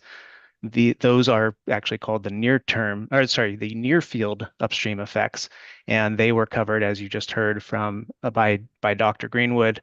He also is covering, and therefore I am not, the Sacramento River flow survival analyses and upstream effects related to floodplain inundation and access.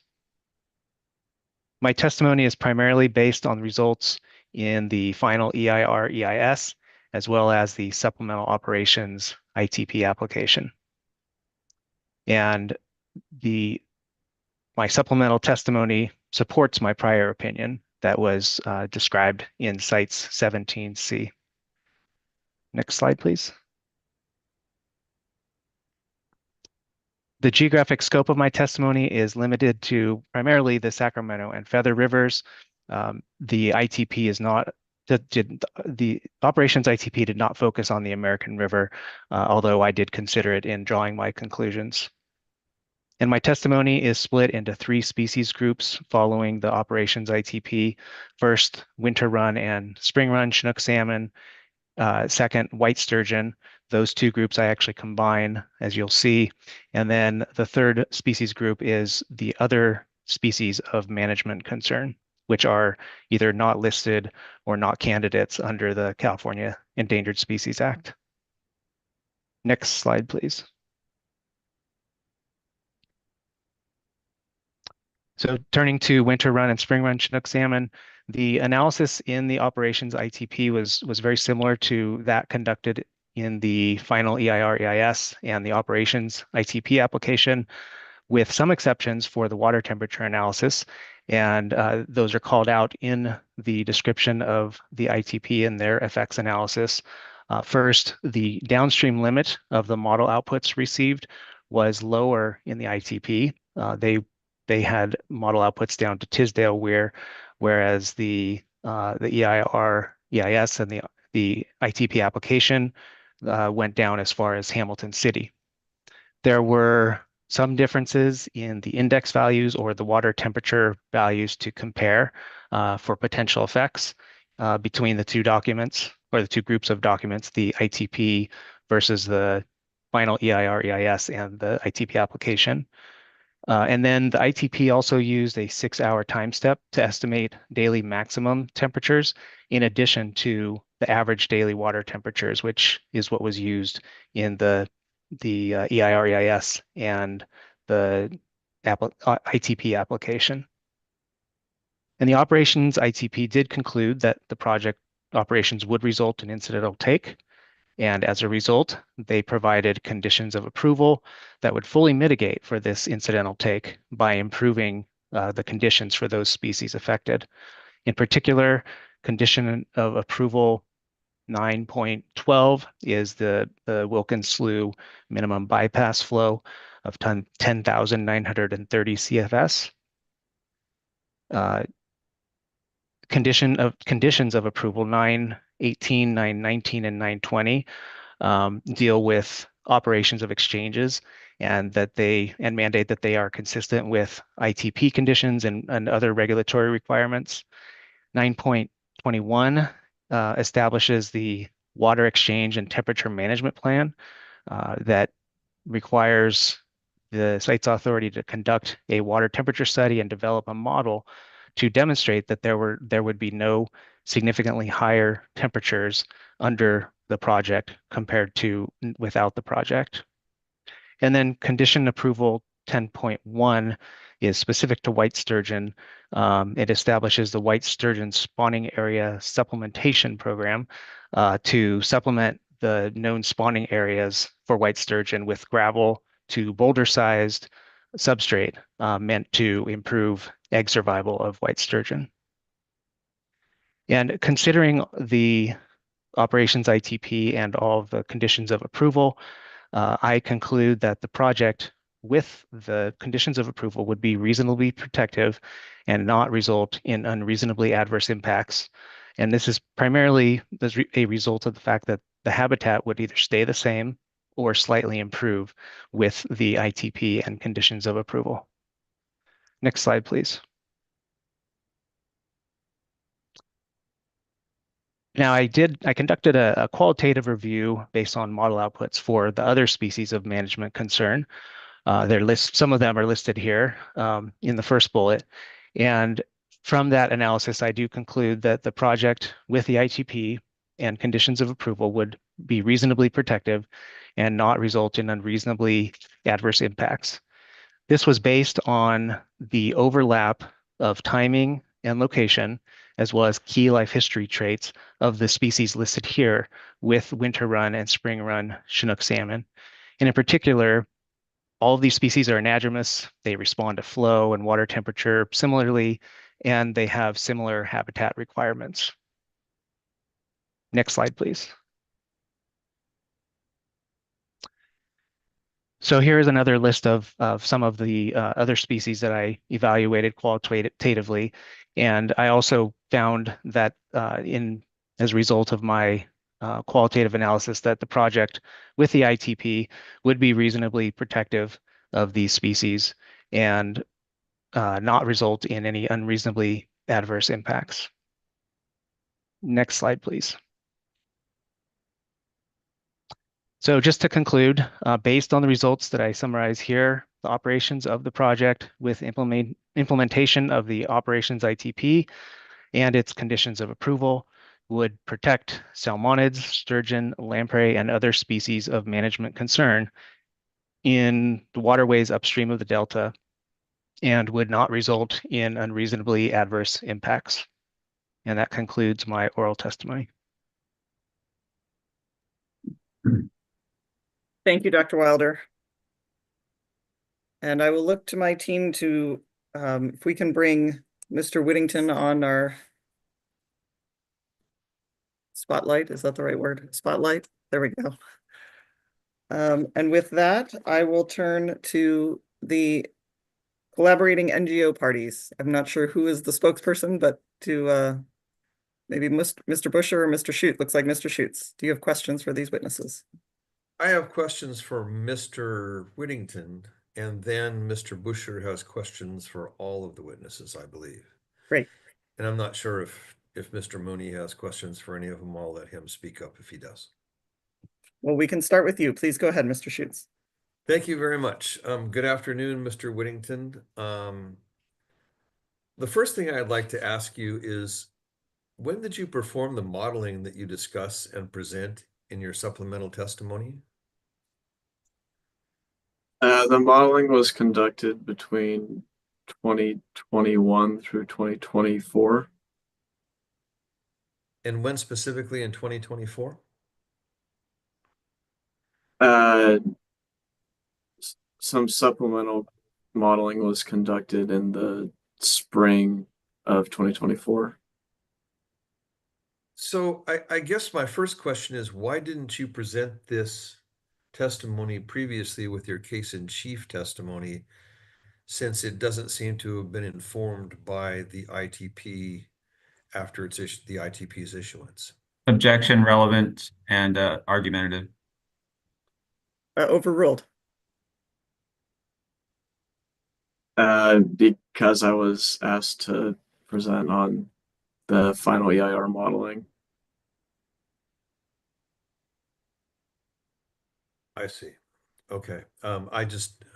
It was unclear to me why this supplemental case in chief testimony was not, apparently it could have been presented previously, and it's unclear to me why it's presented at this time as further case in chief testimony as opposed to rebuttal or something else.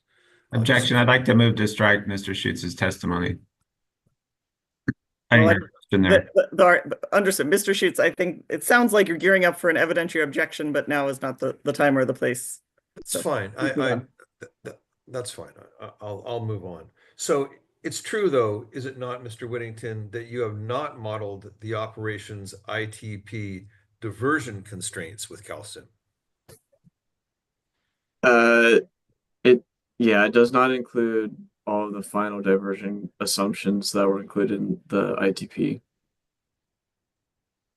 Does it include any of the, does the modeling that you've presented today include any of the operations ITP diversion constraints other than those that were already included in the diversion constraints that were submitted as part of that were submitted regarding the modeling of the FEIS and FEIR. Yeah, the modeling diversion constraints are consistent between both sets that I've presented. Both the final EIR modeling and the ITP application modeling assume the same diversion assumptions. Okay, I didn't ask about the ITP application. I asked about the ITP diversion constraints as required in the ITP itself. Right. And so what I presented today was the final EIR modeling and the ITP application modeling. Those two include the same set of assumptions for diversions to sites project, and neither have been updated to reflect the final set of diversion rules included in the ITP that was adopted, in December of this past year. Thank you very much. Could we turn to Mr. Whittington's testimony, and he can refresh my memory as to the number, page 2. And it's the corrected supplemental testimony, and I believe it is cites 306C.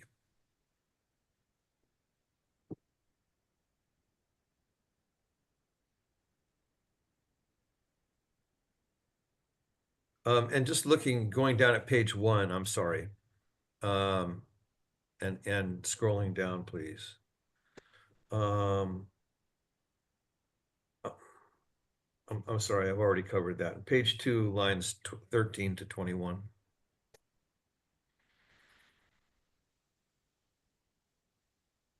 So here, Mr. Whittington, you describe how to represent climate change conditions, you modeled what you call the 2035 central tendency climate conditions. Is that correct? Yes.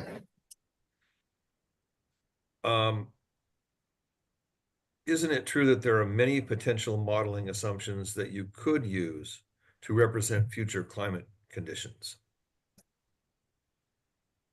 other than those that you chose? There are additional options available. So could you please describe for us the process that you used to select the 2035 central tendency climate conditions? We used we wanted to use the same climate that was used in the 2020 SWP LTO. The 2020 SWP LTO? Yeah. And did you do any additional review to evaluate whether that was the best or most representative set of assumptions to use, or did you simply choose the one that was already in the 2020 LTO that was used for the 2020 LTO? Objection vague and lacks foundation as to what the best is. Can you rephrase, Mr. Schutz, and get at your standard for best?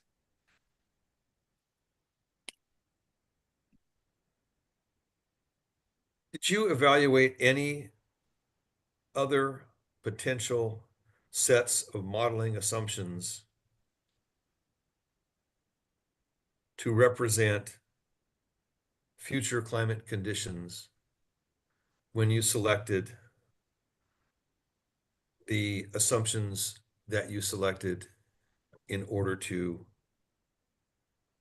represent climate conditions in your modeling? A couple of others may have been evaluated. The 2035 CT was selected because it was what was selected by DWR as the most appropriate projections for California Water Resources Evaluation and Planning in 2020. Okay.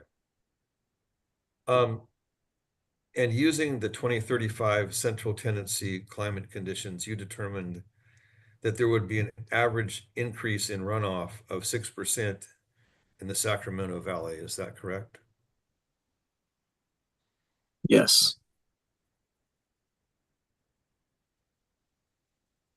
Your knowledge of those other sets of modeling assumptions with which you're familiar that would represent climate change. Do some of those show a reduction in average annual runoff? Potentially, um,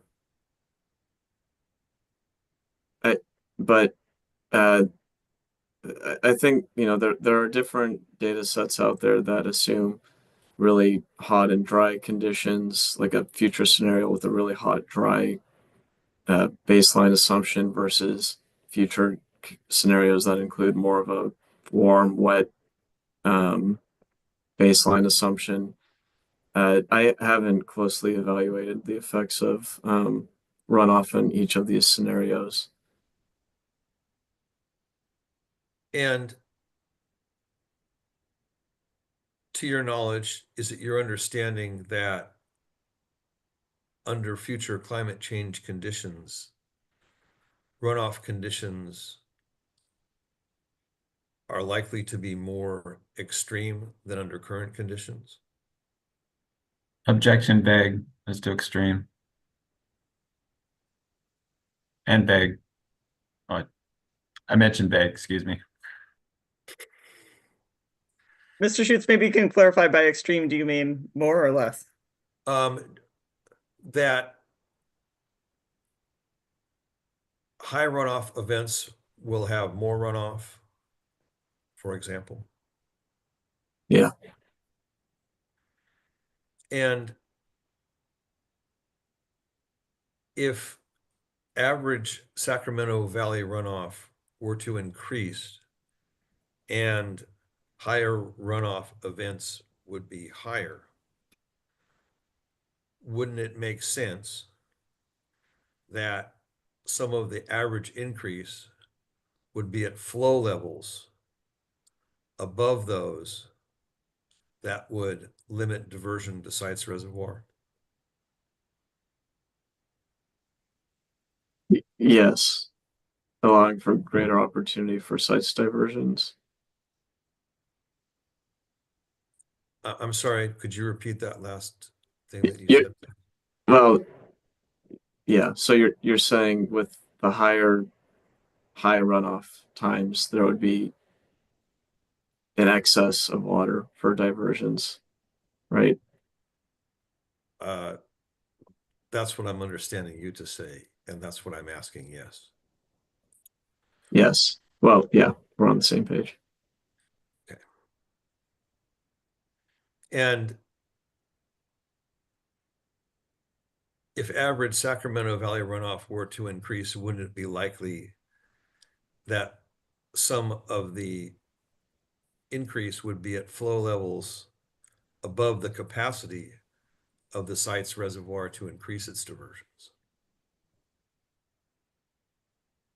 The model includes physical capacity constraints. Maybe I misunderstood your question. We wouldn't be able to divert more water than what is physically storable in the reservoir, or physically conveyable to the reservoir. Thank you. That was my question.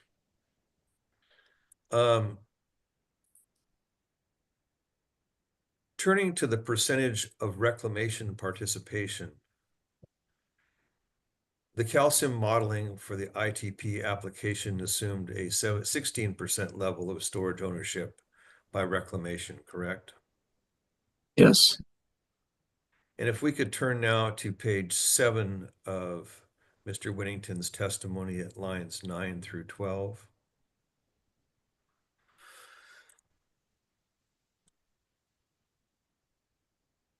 you say that a 16% reclamation share would lead to less diversions to sites than a 25% reclamation share.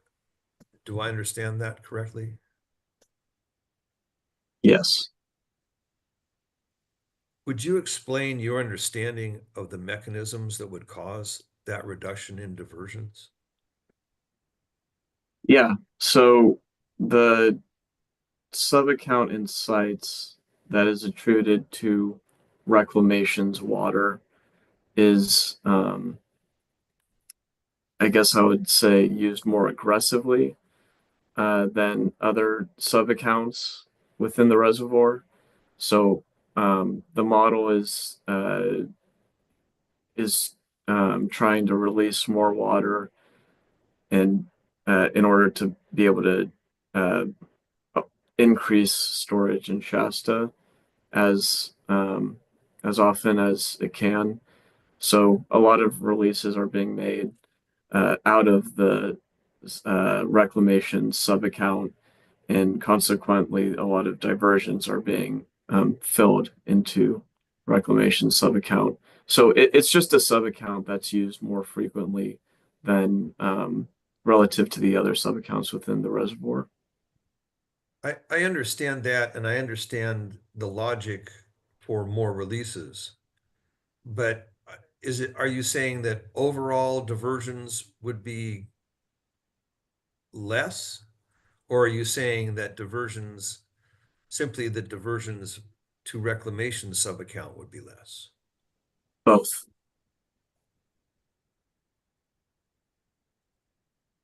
And is there any reason for that other than the occasional opportunity to store more water in sites reservoir?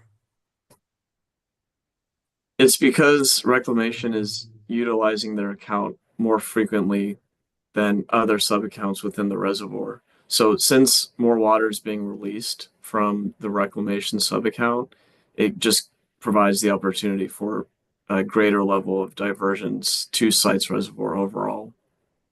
And the constraint there is reservoir capacity?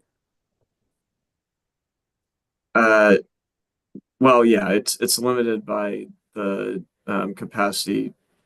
Well, each participant, like, or sub account within the reservoir, has its own capacity constraint. So for reclamation, it's 230,000 acre feet in the ITP, and then there will be a South Delta account that has its own capacity depending on its share of the reservoir and so on. So no single sub account within the reservoir can exceed whatever their allocated share of the project is. But even if reclamation's sub-account is full, as it were, if there were an opportunity to divert water to site's reservoir, wouldn't the site's authority divert that water, and then that water would be assigned to a different sub-account? Yes, it could. Yeah, the water would be diverted to fill another sub account, assuming that that other sub account was not at capacity. So is it your understanding that there has to be a call for water from a sub-account in order for sites to divert the site's project authority to divert water to site's reservoir? Well, if all of the sub accounts were at capacity, then the full reservoir would be at capacity. So Sure, yes, then the reservoir would be full, correct? correct. And that would be a constraint. I understand that part. I still don't fully understand how a change in the percentage of reclamation's share would change overall diversions to sites reservoir. Well, yeah, maybe you could, like, thinking of it the other way. The reclamation account calls for greater amounts of releases to serve their reclamation's needs, and consequently the reservoir keeps on emptying a little bit more frequently, which then allows for more storage or storable water, I guess, through the reservoir to fill that sub account. Okay, I understand that. Thank you. Could we please look at the bar graph on page 10 of Mr. Whittington's testimony? There we go. So I want to go through and make sure I understand what each of these figures represents. The red bar shows average delta exports under the no action alternative under the 2035 Central Tennessee climate change assumptions. Is that correct? Well, yeah, so this figure shows delta outflow, but the one right below it is the exports. I'm sorry, if you could go down, I failed to specify which bar graph. Thank you very much. Thanks for the clarification. And the purple bar shows delta exports under alternative 3A with the same climate assumptions, with the site's project and a 25% reclamation participation. Is that correct? Yes. And the turquoise bar is alternative 3B with the same climate assumptions and a 16% reclamation participation. Yes.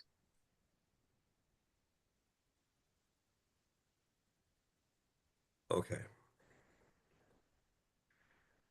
But none of these represents the level of sites diversion under the ITP itself, under the ITP diversion constraints. Yeah, that's correct. In terms of exports, this is annual exports, correct? Yes. And do exports here include exports that result from export of water previously stored in sites? Yes.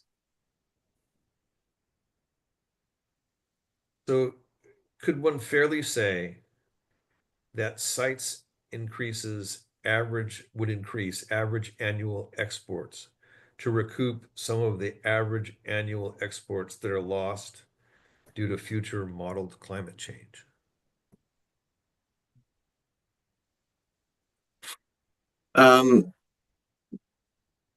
It's not, well, I don't think the intent is to recoup from a loss in exports from climate change. It's an increase in export to the sites south of Delta storage partners.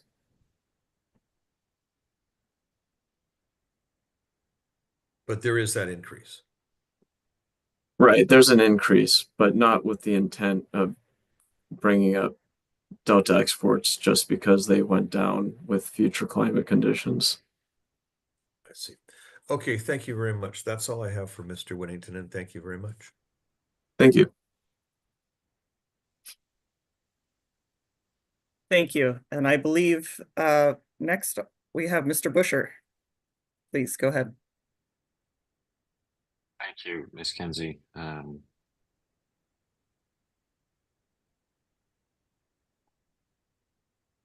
Mr. Whittington, I just have a couple of follow-up questions or additional questions for you. If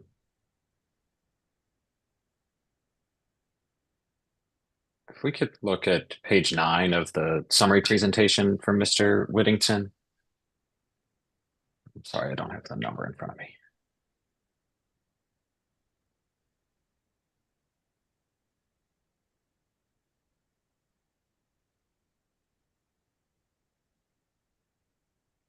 So the top left graph here for the Sacramento River at Wilkins Slough, does the calcium model translate those volumes into CFS rates? Yes, it does. And was that part of the analysis? Is that included in your analysis anywhere, that translation? Yes, and typically I would present the results in CFS if showing a chart like that, but for whatever reason I left it in 1,000 acre-feet for this figure. Were you directed to do that, or was that just why'd that happen? That just happened because I was using a tool that you can easily switch between 1,000 acre-feet and CFS, and I just failed to switch it back to CFS for this one. Okay. And if we go the same page 10 of your report, there was the bar graph that dealt with delta outflow. Same answer there, right? Could that have been converted into CFS, or would that have been your typical practice? Yeah. Okay. And to your knowledge, is that conversion tool or formula or whatever it is available somewhere that I can take these charts and convert them into CFS?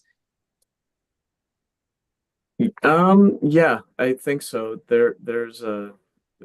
We call it a trend report, a calcium trend report, and I know that there's at least one version of it as part of the exhibits. I don't know if it includes all of these specific results. So I'd have to check on that one.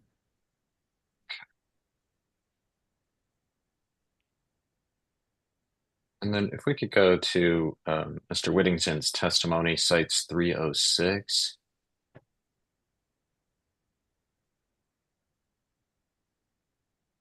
At page 11.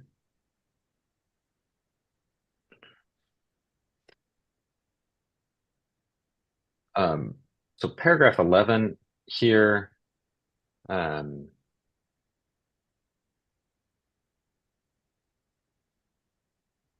say future climate conditions have a greater climate change conditions often have a greater effect than reducing reclamation's participation level. Can you a greater effect on what? I meant I guess both to Site's project and the greater system overall of included in the CVP SWP system. So I guess I just meant that the scale of changes that we're seeing in terms of flows and storages between the final EIR and the ITP application,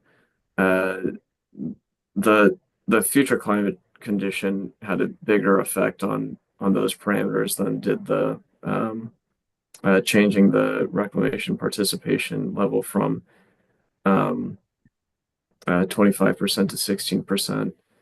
So, for example, we see that there's a increase in sites diversions over the long term when we look at the ITP application modeling, and so a greater proportion of the increases can be attributed to the future climate change conditions, where we see increased flow runoff during the diversion window for Site's project, then can be attributed to the reduction effect that would be caused by a lower reclamation participation level. So I guess that's all I meant by that statement. Okay, thank you. And following up on some of the questions Mr. Schuth asked you about the Bureau of Reclamation, if the Bureau's participation was 16%, not the EIR's estimate of 25%, is it your understanding that sites would find other participants to fill in that 9% gap and to be able to use the whole reservoir, or just leave 9% of it unassigned? It gets reallocated proportionally to the rest of the sub-accounts within the reservoir. So the full capacity, of the 1.5 million acre foot reservoir is still being used. Okay. And then the other question on this page, if you look at the bullet points above paragraph 10, the fourth one describes alternative 3A as the 25% reclamation percentage. I just want to confirm that's accurate. I thought I read it differently during your presentation and make sure that I'm understanding the difference between 3A and 3B.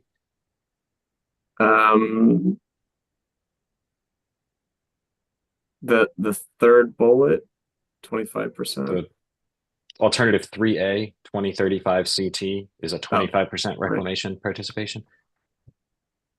Yes. So the difference is the 16% is attributed with the B, the 25% is attributed with the A. Okay. And so I think your summary presentation noted that both were 16%, 3A and 3B, but the information in the report here that we're looking at now is accurate. Oh, yeah. And so that was a mistake that I caught the other week, and I think we tried to submit a revised exhibit for that one. Okay. I may be looking at an old one. I apologize. But thank you for the clarification. Yeah, sorry for that typo. And then if we could go up to the top of page 3 of Mr. Whittington's testimony.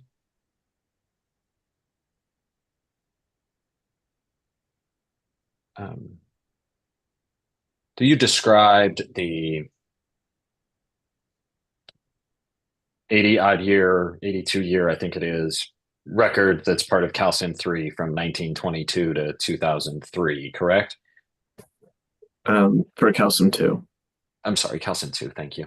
And then there is this, which your report describes at lines, 2 through 6,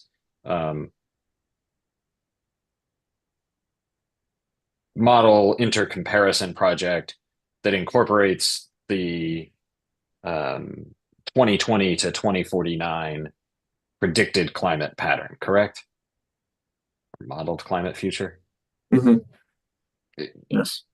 And I apologize in advance if this is an ignorant or incomprehensible question, but can you explain to me like how we get from the 80-year historical record climate data and then incorporate the 20 or 30-year future climate data as part of that model? Like, what are we looking at in terms of the outputs or inputs as part of that Calcim 2 model as it's described in here? Yeah, so my understanding, I can provide, but so we're still using the 82-year record. So Calcim includes 82 years of monthly hydrologic inputs. And so what we're doing with the climate change scenarios is we're still taking that data set over the 82 years, but we're adjusting it based on the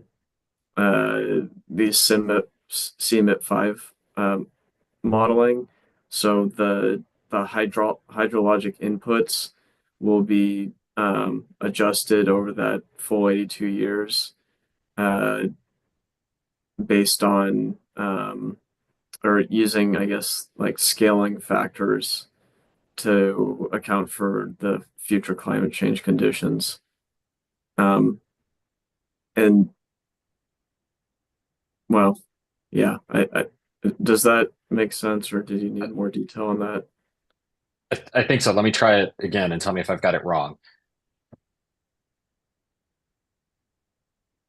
The actual hydrology that's in that 82-year period, right, is what is typically used for Calcim model runs in this context. But instead of using that actual hydrology, you've used the CMIP5, as it's described here, to tweak what that actual hydrology, would be in the future to try to reflect that. Did I understand that right? Yeah. Okay. Thank you. That's helpful. All right. And Mr. Schutz had asked you, I think, about Exhibit 3.0. Well, there were two exhibits that you referred to, Exhibits 307 and 308.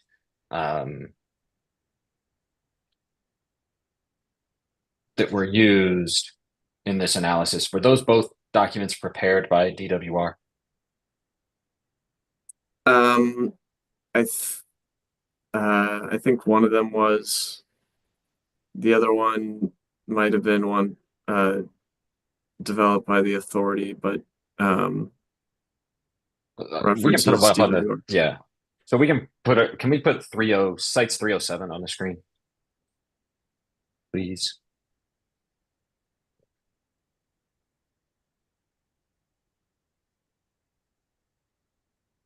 So do you recognize this document, Mr. Whittington? Yes. Okay. Do you know who prepared this document? The site's authority. Sites, okay. Did you have a role in preparing this document? Yes, I provide a review, and I may have added some comments to it. Do you know who drafted it? I think this was drafted by Ali.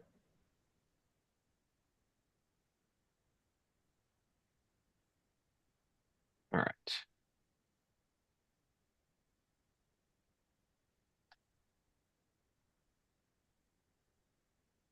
Thank you, Mr. Whittington. I think that's all the questions I have for you. I appreciate your time and explanations. Thank you. I'll turn to Dr. Wilder. And start with you. Do you agree that the conditions in the final ITP issued by CDFW are more protective of endangered fish species than the conditions that were proposed by sites that your prior testimony addressed? Yeah, I mean, the overall they're as protective or more protective.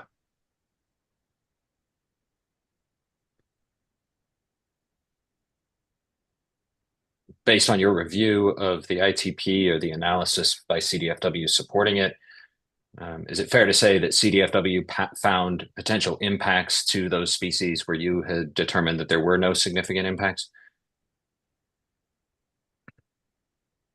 Yes, that's correct. And were those impacts generally based on changes to flow and temperature caused by the project operations and diversions? Yes, I think primarily associated with exchanges, but yes, it's flow and temperature. Um,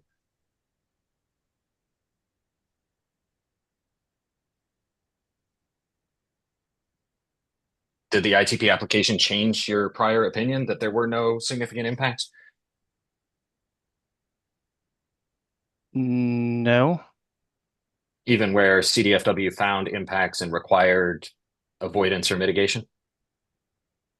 Well, and this is in my written testimony, the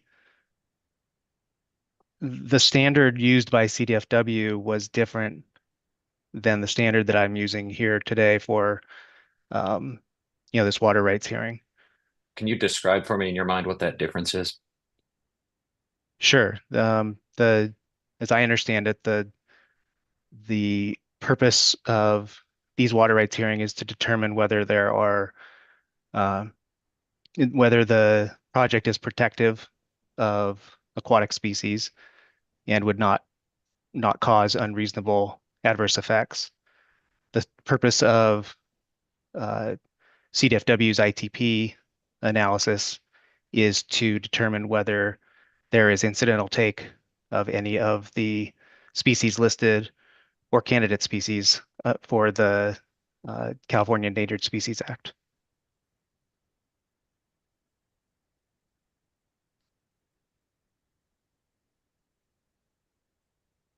Where CDFW found that there would be incidental take of protected or candidate species, did that change your opinion as to whether the project's impacts would be reasonable or unreasonable?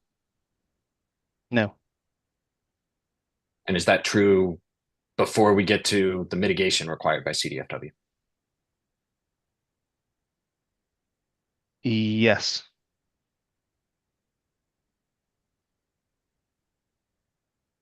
can you describe for me in your understanding of what the difference is between right minimizing or avoiding take and avoiding unreasonable adverse impacts?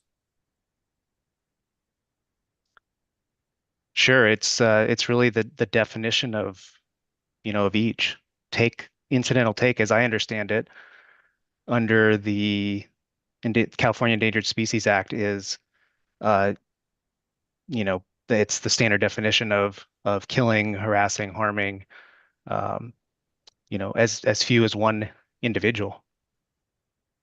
Whereas reasonable, as I have defined it before, relates to, um, having, you know, fairly sizable effects, substantial effects that would affect a population.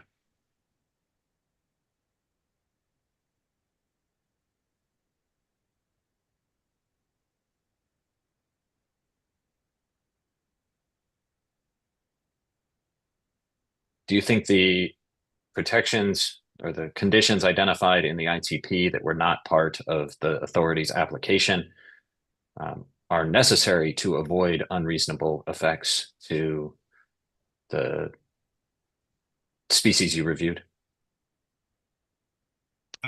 Just as vague over broad as to what conditions or mitigations. There's no specificity there.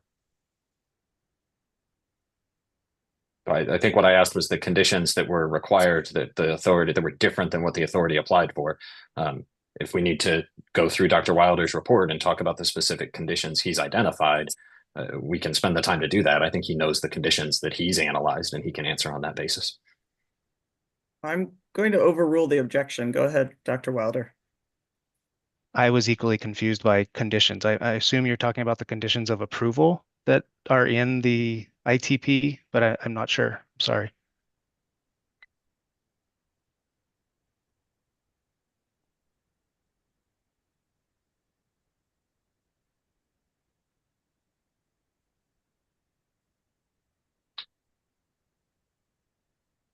So yes, do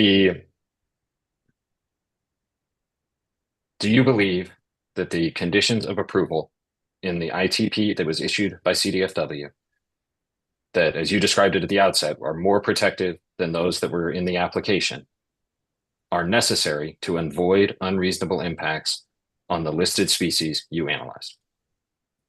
No. Do you think they're necessary to avoid, minimize, or fully mitigate take of those species?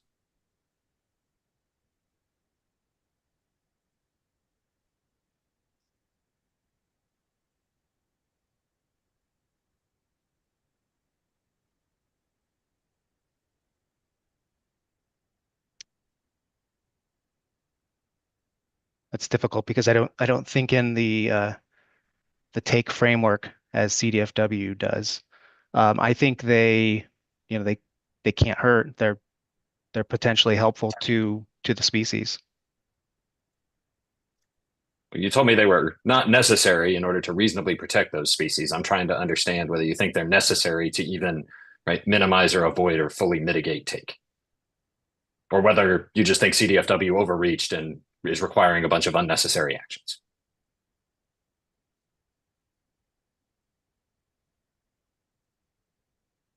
I think according to CDFW and their analysis, they felt that the need for these conditions of approval.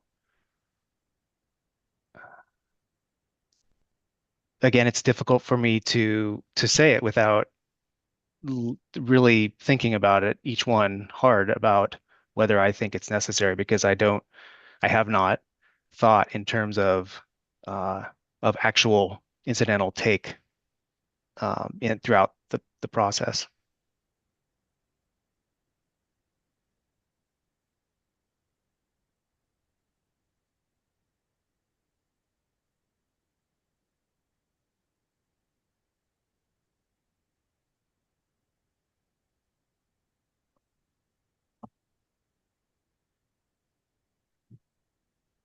You say in your testimony Actually, I think strike that.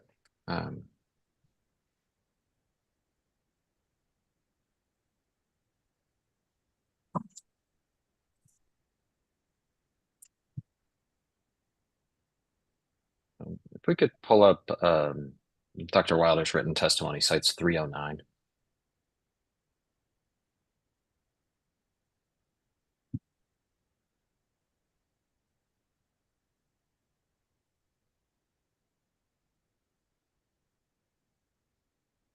And scroll down to the bottom of page 3, top of page 4, paragraph 8, please.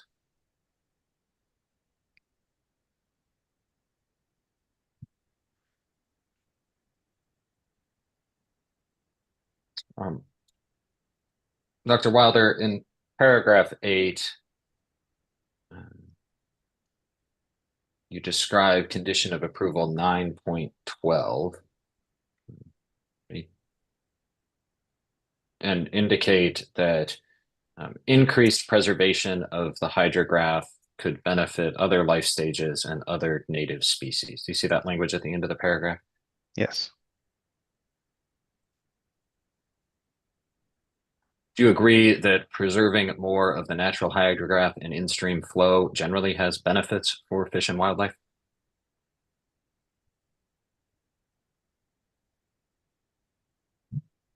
I believe preservation of the hydrograph has benefits to native species under some conditions.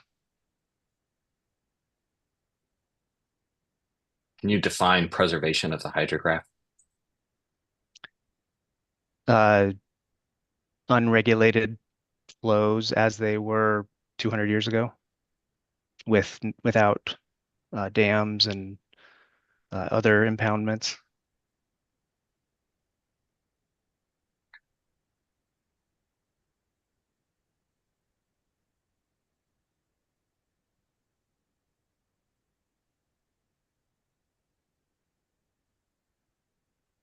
And is it correct to say that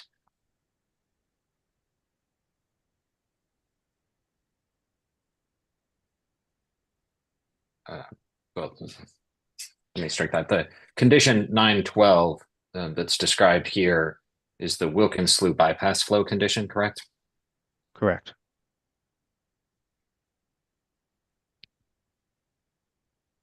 Do you agree that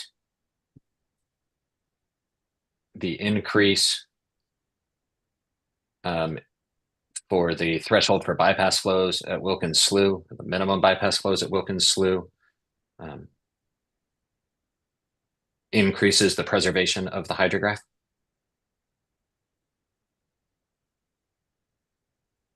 Objection, vague as to time and scope. I think the condition identifies the time and scope, but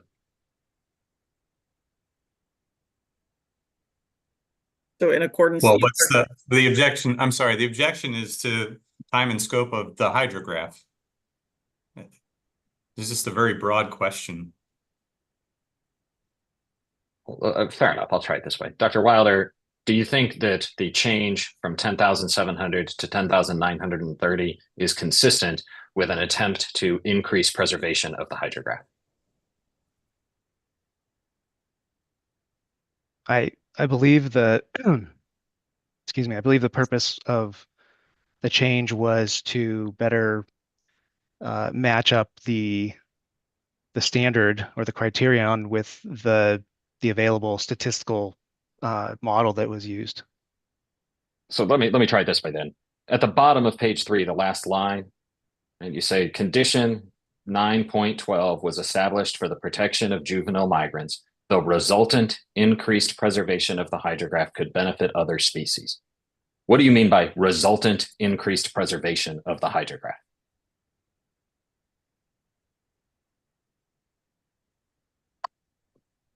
I mean that the flows would be higher during the period of, I don't know the actual period, but the period of when the Wilkins Slough bypass criteria is in place.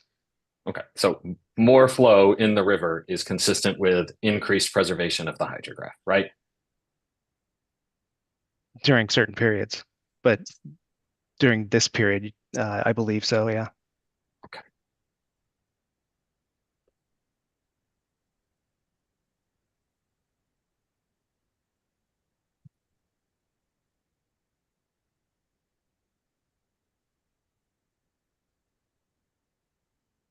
Can you describe for me your understanding of why CDFW determined that a higher minimum bypass flow at Wilkins Slough was necessary? As I just mentioned, I believe it was because the statistical model showed that 10,930 was a better fit to the, or that it was a better fit of the model to the data.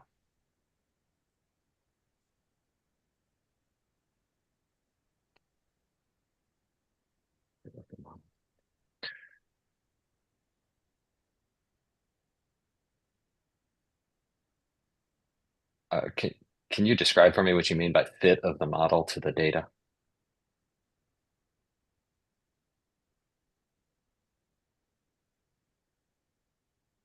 Well, the study that was done looked at how survival of juvenile salmon was affected by the flows in the Sacramento River at Wilkins Slough. And I believe Sites Authority originally proposed 10.7.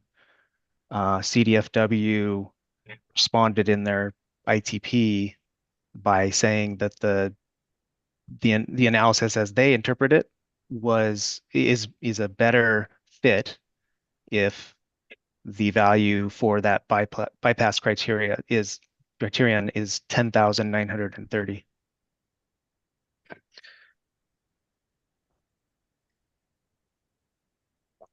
And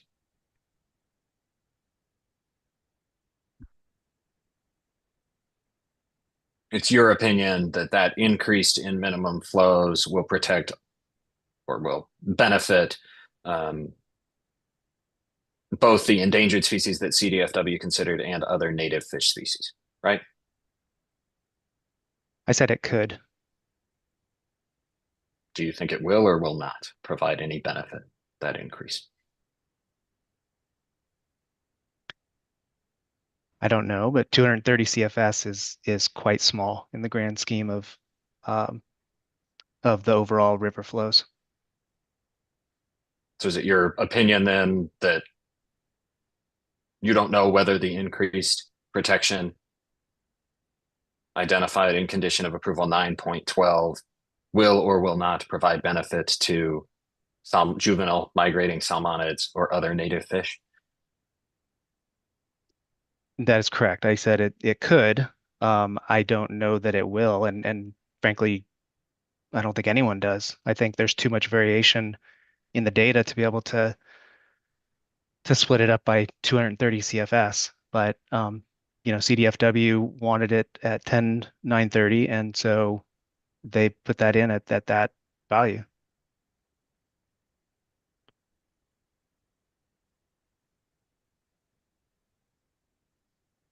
Okay.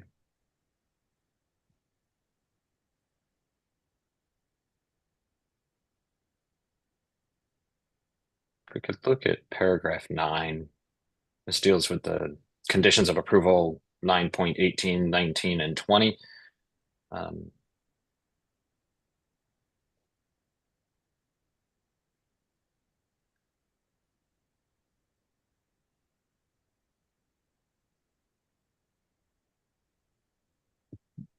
Do you believe that these conditions of approval are necessary in order to reasonably protect the fish species that are identified in that paragraph?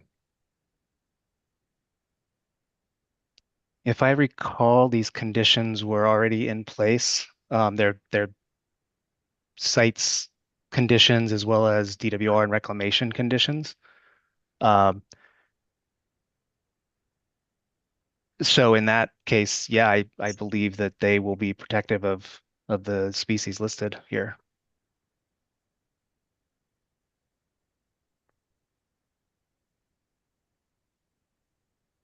Okay.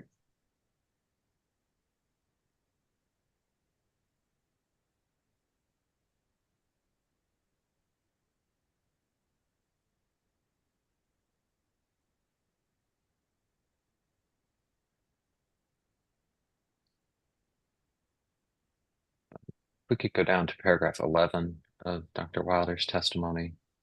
Next page.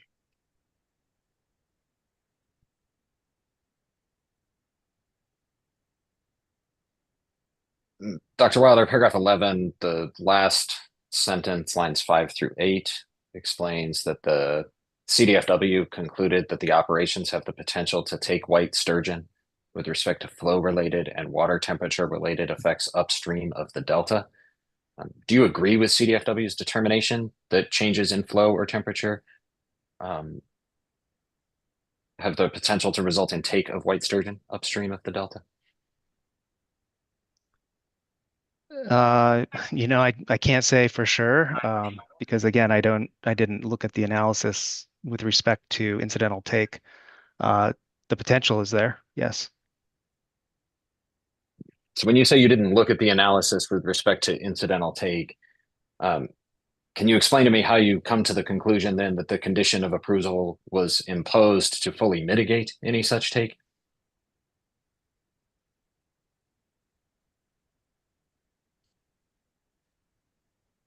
Quite honestly, sorry,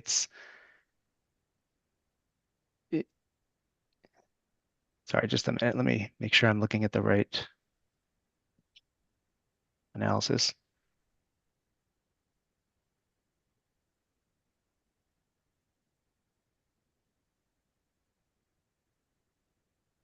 And which condition of approval are you referring to?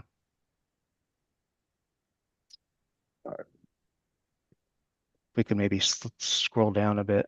Well, so I don't know, right? Paragraph 11, lines 5 through 7 is where we started. You told me you didn't do any analysis of potential take of white sturgeon, and then lines 7 and 8 says conditions of approval were imposed to fully mitigate any such take.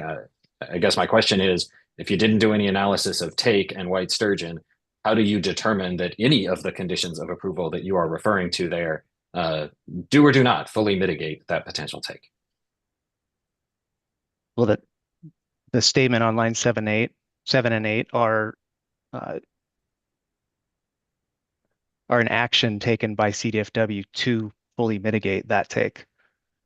So it's I'm reciting excuse me. I'm reciting what they did essentially. Do you have any opinion as to whether CDFW's actions will or will not fully mitigate that take?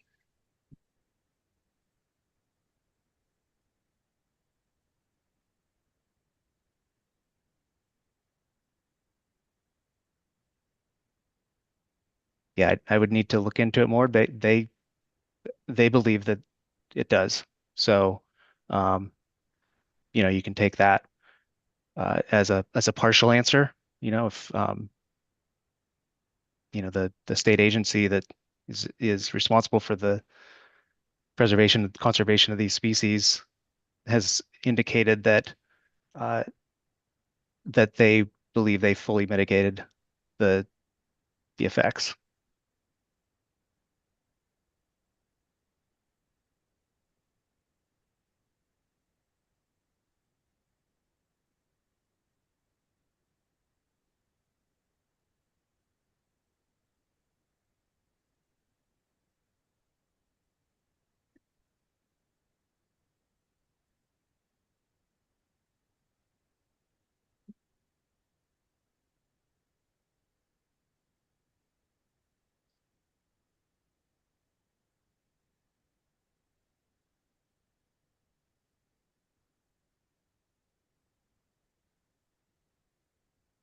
And you don't agree or disagree with their conclusion that that's what they've done?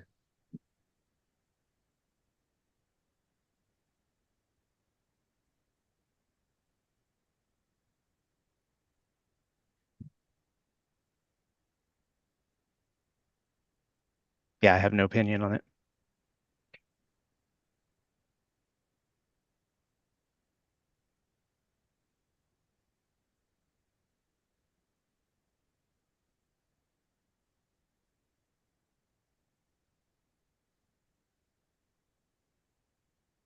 The following paragraph, paragraph 12, you quote lines 13 through 15. CDFW's analysis of the ITP, and say that the Wilkins Slough minimum bypass flows are expected to provide ancillary minimization for white sturgeon.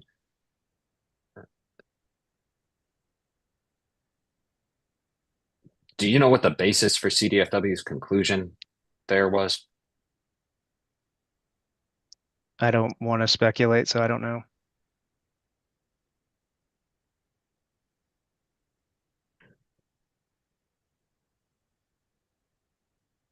And if we could, Ms. Mullen, please pull up sites 300 and look at page 327.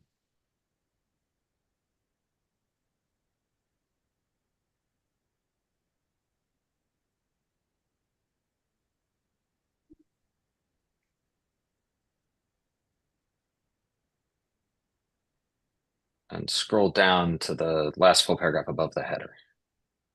Or, yeah. So Dr. Wilder, this is what your report that I just asked you about cited to was page 327, and it's quoting the last sentence above section 5.2.2. Do you see that? Yes, and that is what I was referring to. There's no source cited in that last sentence, and so I'm trying to figure out if you have some basis for that conclusion or aware of any basis for that conclusion beyond the statement in the ITP analysis. Yeah, and I do not.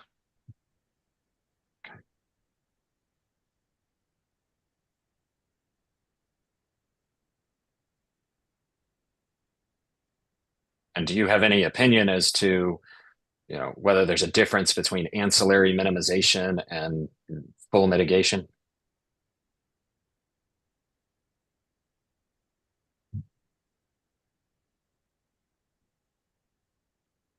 I don't. I mean, it doesn't sound like that ancillary minimization would be full mitigation, but I do not know.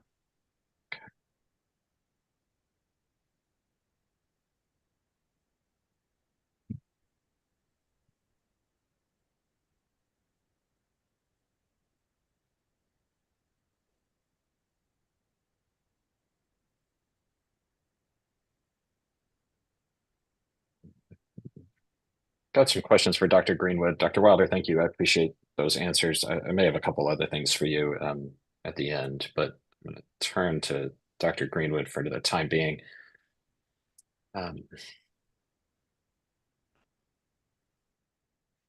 Dr. Greenwood, I'll ask you the same question I asked Dr. Wilder at the outset. Do you agree the conditions required in the final ITP are more protective of endangered fish than the conditions proposed by the authority in its application? I think they are. Yeah, I think potentially so, yes. What I observed is that there generally seem to be more restrictive. So to the extent that that equates to greater protection, then I would say I do. And can you describe for me the extent that those more restrictive conditions do or do not lead to greater protection? Well, it may really depend on the specific, I guess, overall effects of different components, for example. I think like the example that we were just talking about here with Dr. Wilder that's on the screen. I haven't seen, for example, quantitative modeling that specifically gets at, the effects on, for example, delta outflow of having 10,930 CFS relative to 10,700 CFS. But generally speaking, given that that is a higher threshold, then that presumably would translate into slightly higher downstream flows. For example, the delta outflow in the example I was just given.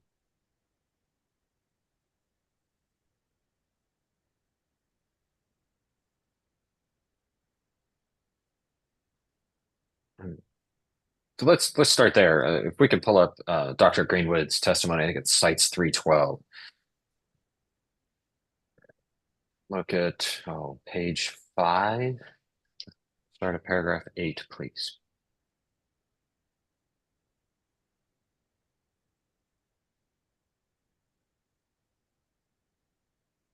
So, Dr. Greenwood, you describe in paragraph 8 the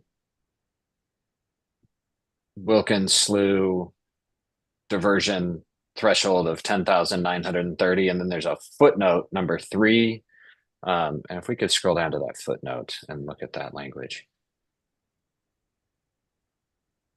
And in the footnote, you attribute that to attenuation and downstream travel time, as well as a higher flow threshold identified in a number of the individual models used to assess flow thresholds.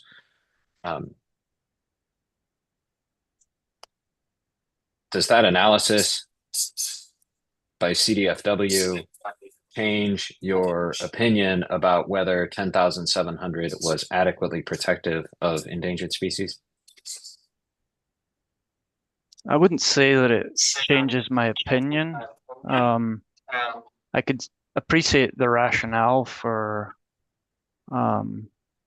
CDFW coming up with 10,930 CFS. I think it's a difference in interpretation, I think, of the foundational paper.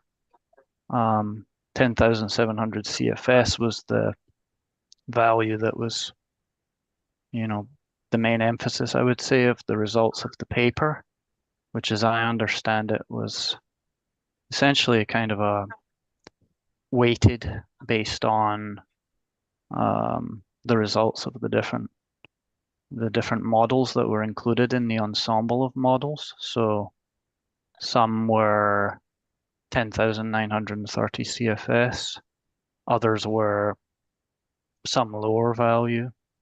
I'm not recalling specifically what it was, and there may have been more than just 2 possibilities. I'd have to look at the paper to remind myself, but I think my understanding based on the review of the CDFW materials, including the effects analysis that I cite, they felt that was appropriate, and given that really my main emphasis was to look at the ITP to see if it seemed reasonably, the conditions and so on were reasonably protective.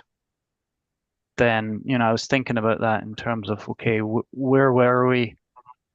What was my understanding in terms of the ITP application and the other materials that I've cited, and then how does that ITP relate then to that? And so, I think the 10,930 CFS seemed reasonable.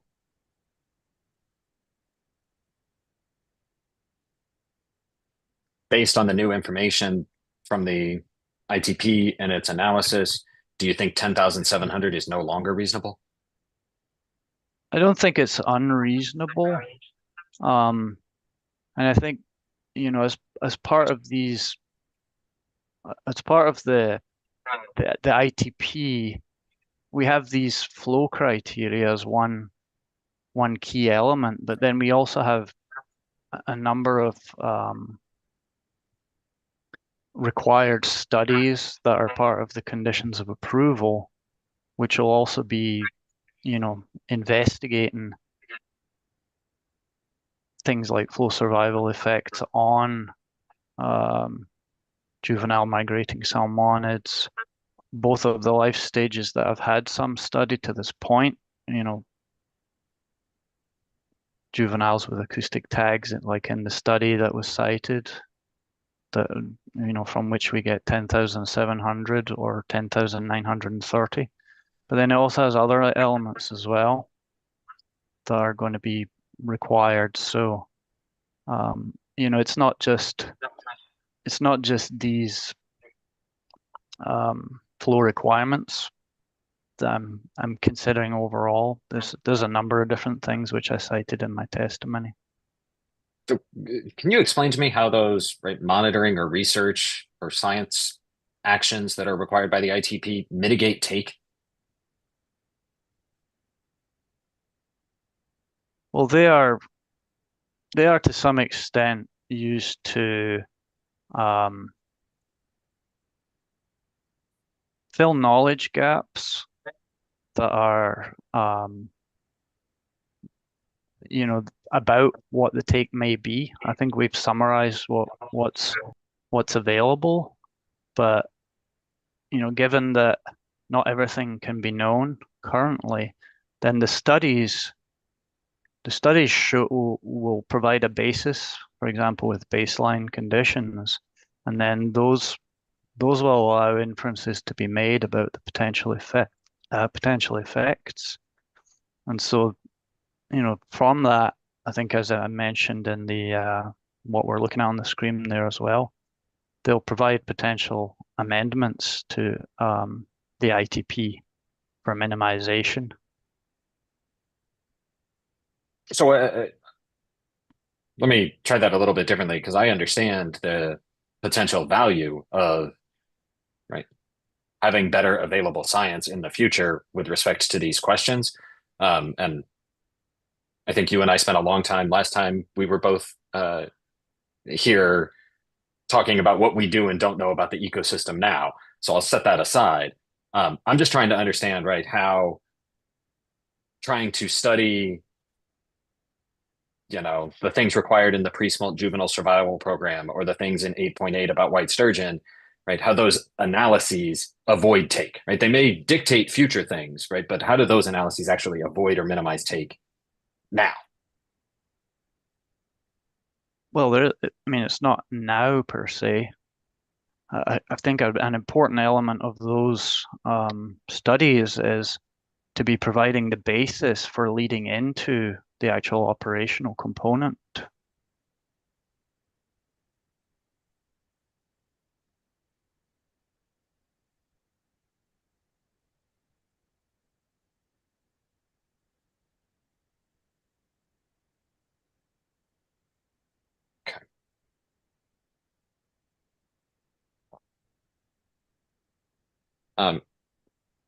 If we can go back up to page 2 of your Dr. Greenwood's testimony, in paragraph 5 at the bottom of the page, you say,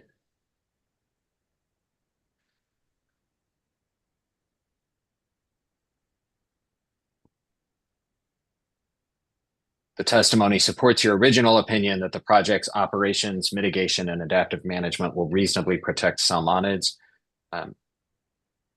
And then continues, it would not cause unreasonably adverse impacts or jeopardize the existence of endangered species.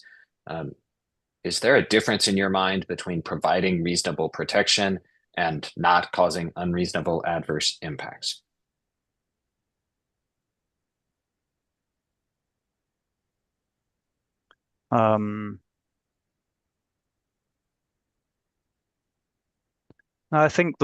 I think unreasonable adverse impact is part of the overall context for considering what would be reasonable protection.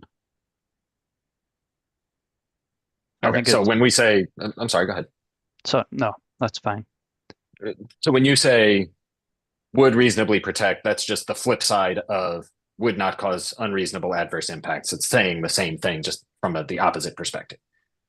Well, the IE portion of that overall rather long sentence is getting into what are the components of reasonable protection.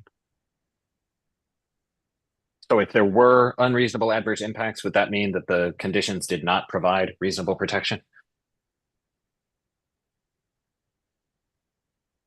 Sorry, can you repeat that question? Yeah, so in terms of the components of what providing reasonable protection means, if there were if there were unreasonably adverse impacts, that would mean you weren't providing reasonable protection for those species. Is that correct? I believe that's correct. And if a project's actions caused or jeopardized the continued existence of an endangered or threatened species, that would also not be providing reasonable protection of that species, correct? That's yes, an element of what I've considered.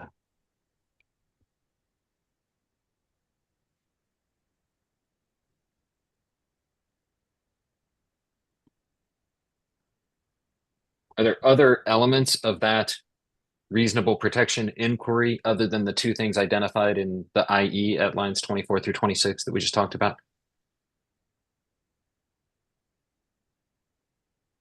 I think those two elements, I would say, capture things fairly appropriately. Jeopardize the second part, jeopardize endangered threatened species, is obviously quite specific. The unreasonable adverse impact portion, I think, is kind of broader in terms of the different species that might be considered as part of that. Okay. If we could go down to, well, continue paragraph 6 of your testimony. Well,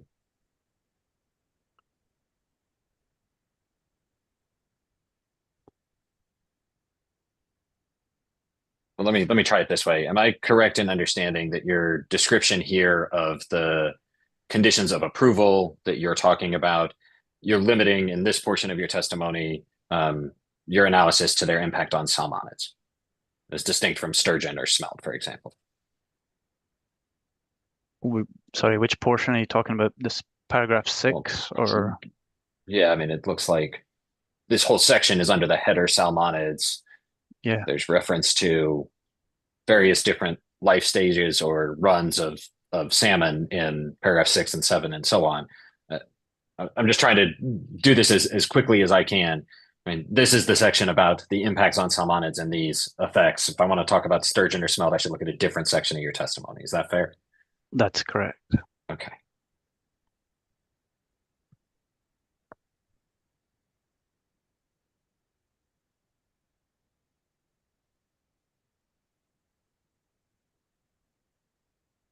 With respect to salmonids,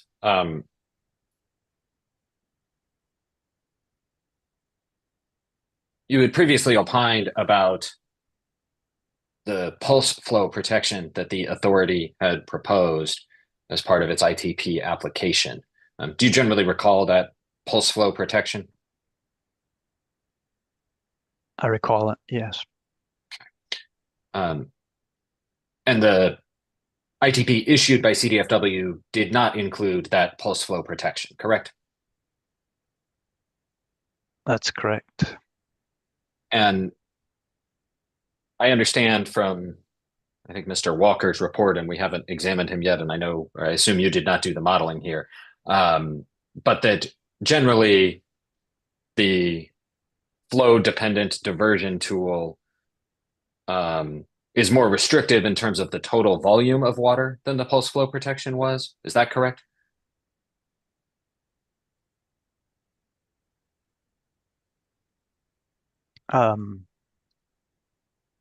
I believe that's a potential outcome, yes.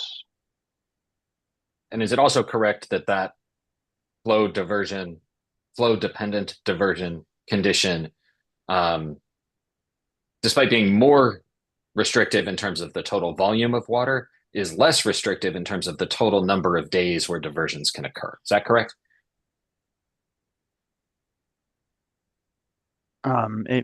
It may be. I'm not recalling specific. I'm not recalling seeing specific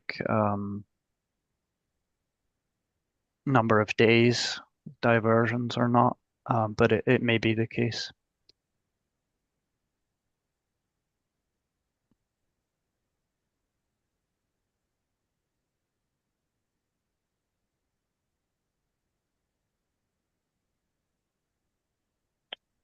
Since, at any point, have you done an analysis of the comparative effect with respect to the fish species you're analyzing and those impacts of the flow dependent diversion criteria and the pulse flow protection? Personally, I have not. My opinion is informed by the what I was reviewing in the CDFW effects analysis, which I cited.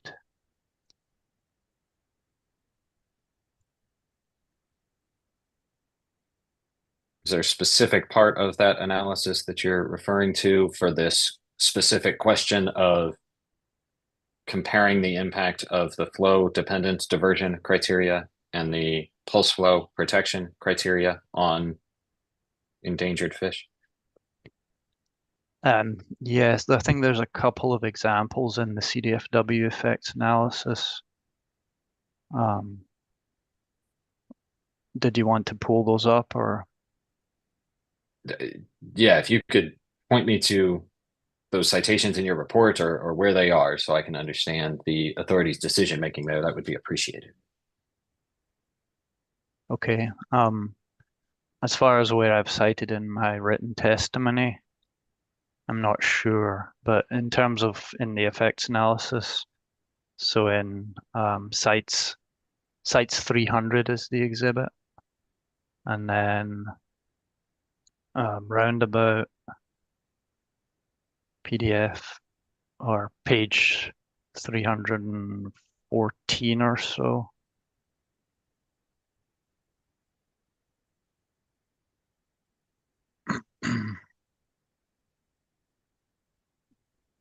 So, and should I give a little explanation of what it is we're looking at here, or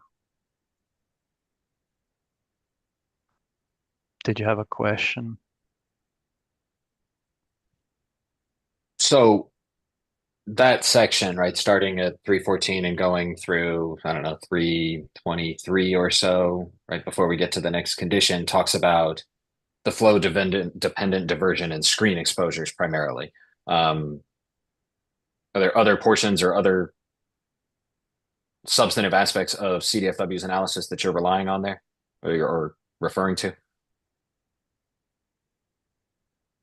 Well, this section, it does talk about screen exposure. For further down, perhaps in the next section, I don't recall exactly. After a few pages, there's analysis of floodplain bypass inundation, which I think is also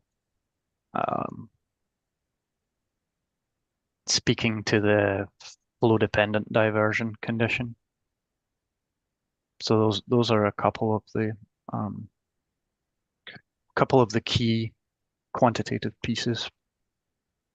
Let me see if I can try it this way. Am I correct in understanding the proposed pulse flow protection as being based on a paper from Hasrick that identified benefits to pulses to, I think, primarily winter run salmon out migrating up to 25,000 or 29,000 CFS?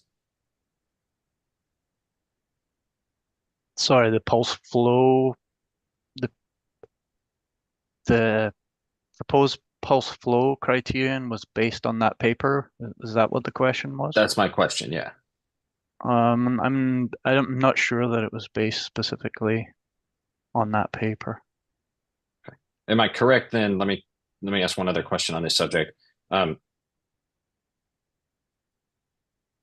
Is it correct that the flow dependent diversion criteria would allow diversions that the pulse flow criteria would not have allowed? It's possible that it would, although the flow dependent diversion criteria have relatively low percentages of flow that can be diverted. I think I give some examples in my testimony. But the pulse flow the pulse flow criteria allowed 0% diversions during those specific times, not just low percentages, right? For us, for a number of days, that's correct. I'd have to look at And the specific measure just to refresh my memory, but yeah. okay, and that general understanding is sufficient, I think, for my purposes today. I'm trying to understand if you or the authority has done any analysis of, right, the increased potential impacts on native fish species by allowing for those diversions to occur that were not allowed under the post flow protection. Sorry, your question was whether I or the site's authority has done analysis of that? Correct. Do you mean quantitative analysis or? Quantitative, qualitative, anything you've got. Okay. I haven't done quantitative analysis. Mostly qualitative, I would say. For example, in relation to the limited percent of flow that would be permitted under under the condition for the flow dependent diversion. But also, as I mentioned before, reviewing the flow dependent diversion screen exposure analysis and the floodplain analysis that I mentioned before, given that those are, for example, in the case of the screen exposure that's on the screen right now, it's accounting for the different criteria of pulse protection and the flow dependent diversion sort of overlapping species movement, for example, and therefore what CDFW termed their potential screen exposure.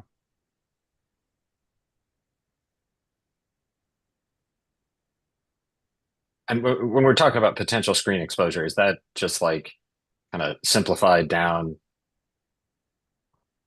What is the likelihood that a fish will be migrating past the screens when they are diverting water, or past the intakes with screens when they are diverting water? Well, we could look at the actual formula, but as I understand it, as I recall, it's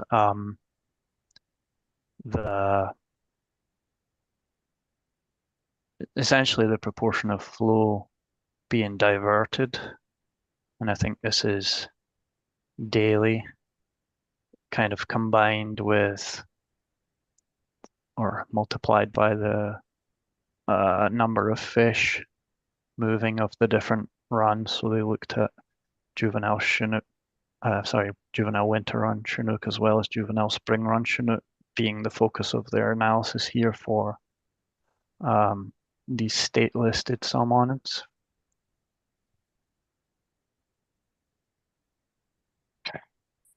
So, Mr. Busher, if you have one more question, but we're at 4:54, so if you wanted to follow up with one or two more, maybe there's time. You know, I don't think I have very much more, but I think we may be better served to stop, and I will be very brief Thursday morning.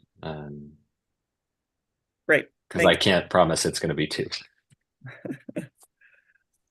Excellent. It is 4:54. We will adjourn for the day. We will meet again on Thursday, the 6th. I will see rebuttal exhibits from all of you on the 5th by end of day, so maybe I won't see them. And thank you, everyone, for your very cooperative participation today. And I will, Mr. Hitchings, yes, please. Yes, thank you. Just real quickly, I thought it might be helpful for our next witness just to get an estimate of the costs that might be left for this panel. I think I've got less than 15 minutes, yeah. Great. And then are there others? We heard from Mr. Schutz already. Are there others representing the either the NGO or tribal parties who will have questions?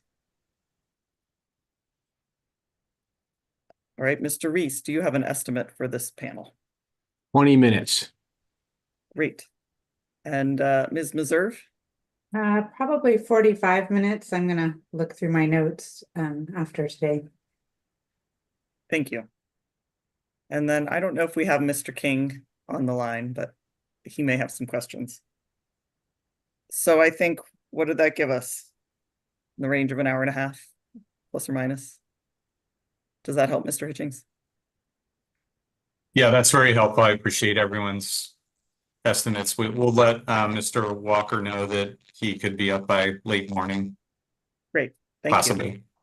And we'll talk then. It seems very likely that we will not need hearing days the following week. Let's talk about it first thing when we reconvene, and we'll take probably at least two of them off calendar. And then I think that's, are there any other procedural issues we should address today before we adjourn? I have one request, if you can accommodate it on Thursday, and I'll try and raise it Thursday morning as well. I have a meeting that I cannot miss from 12:30 to 1:15, and I'm hoping that falls nicely within our lunch break, but it would be greatly appreciated if we could all try and make that happen. I think we can work around that. Thank you, Mr. Thank you very much. All right, thank you very much for your cooperation, and thank you for the witnesses for hanging in there till the end of the day. And I will see you at 9 o'clock on Thursday morning. Thank you. Thank you.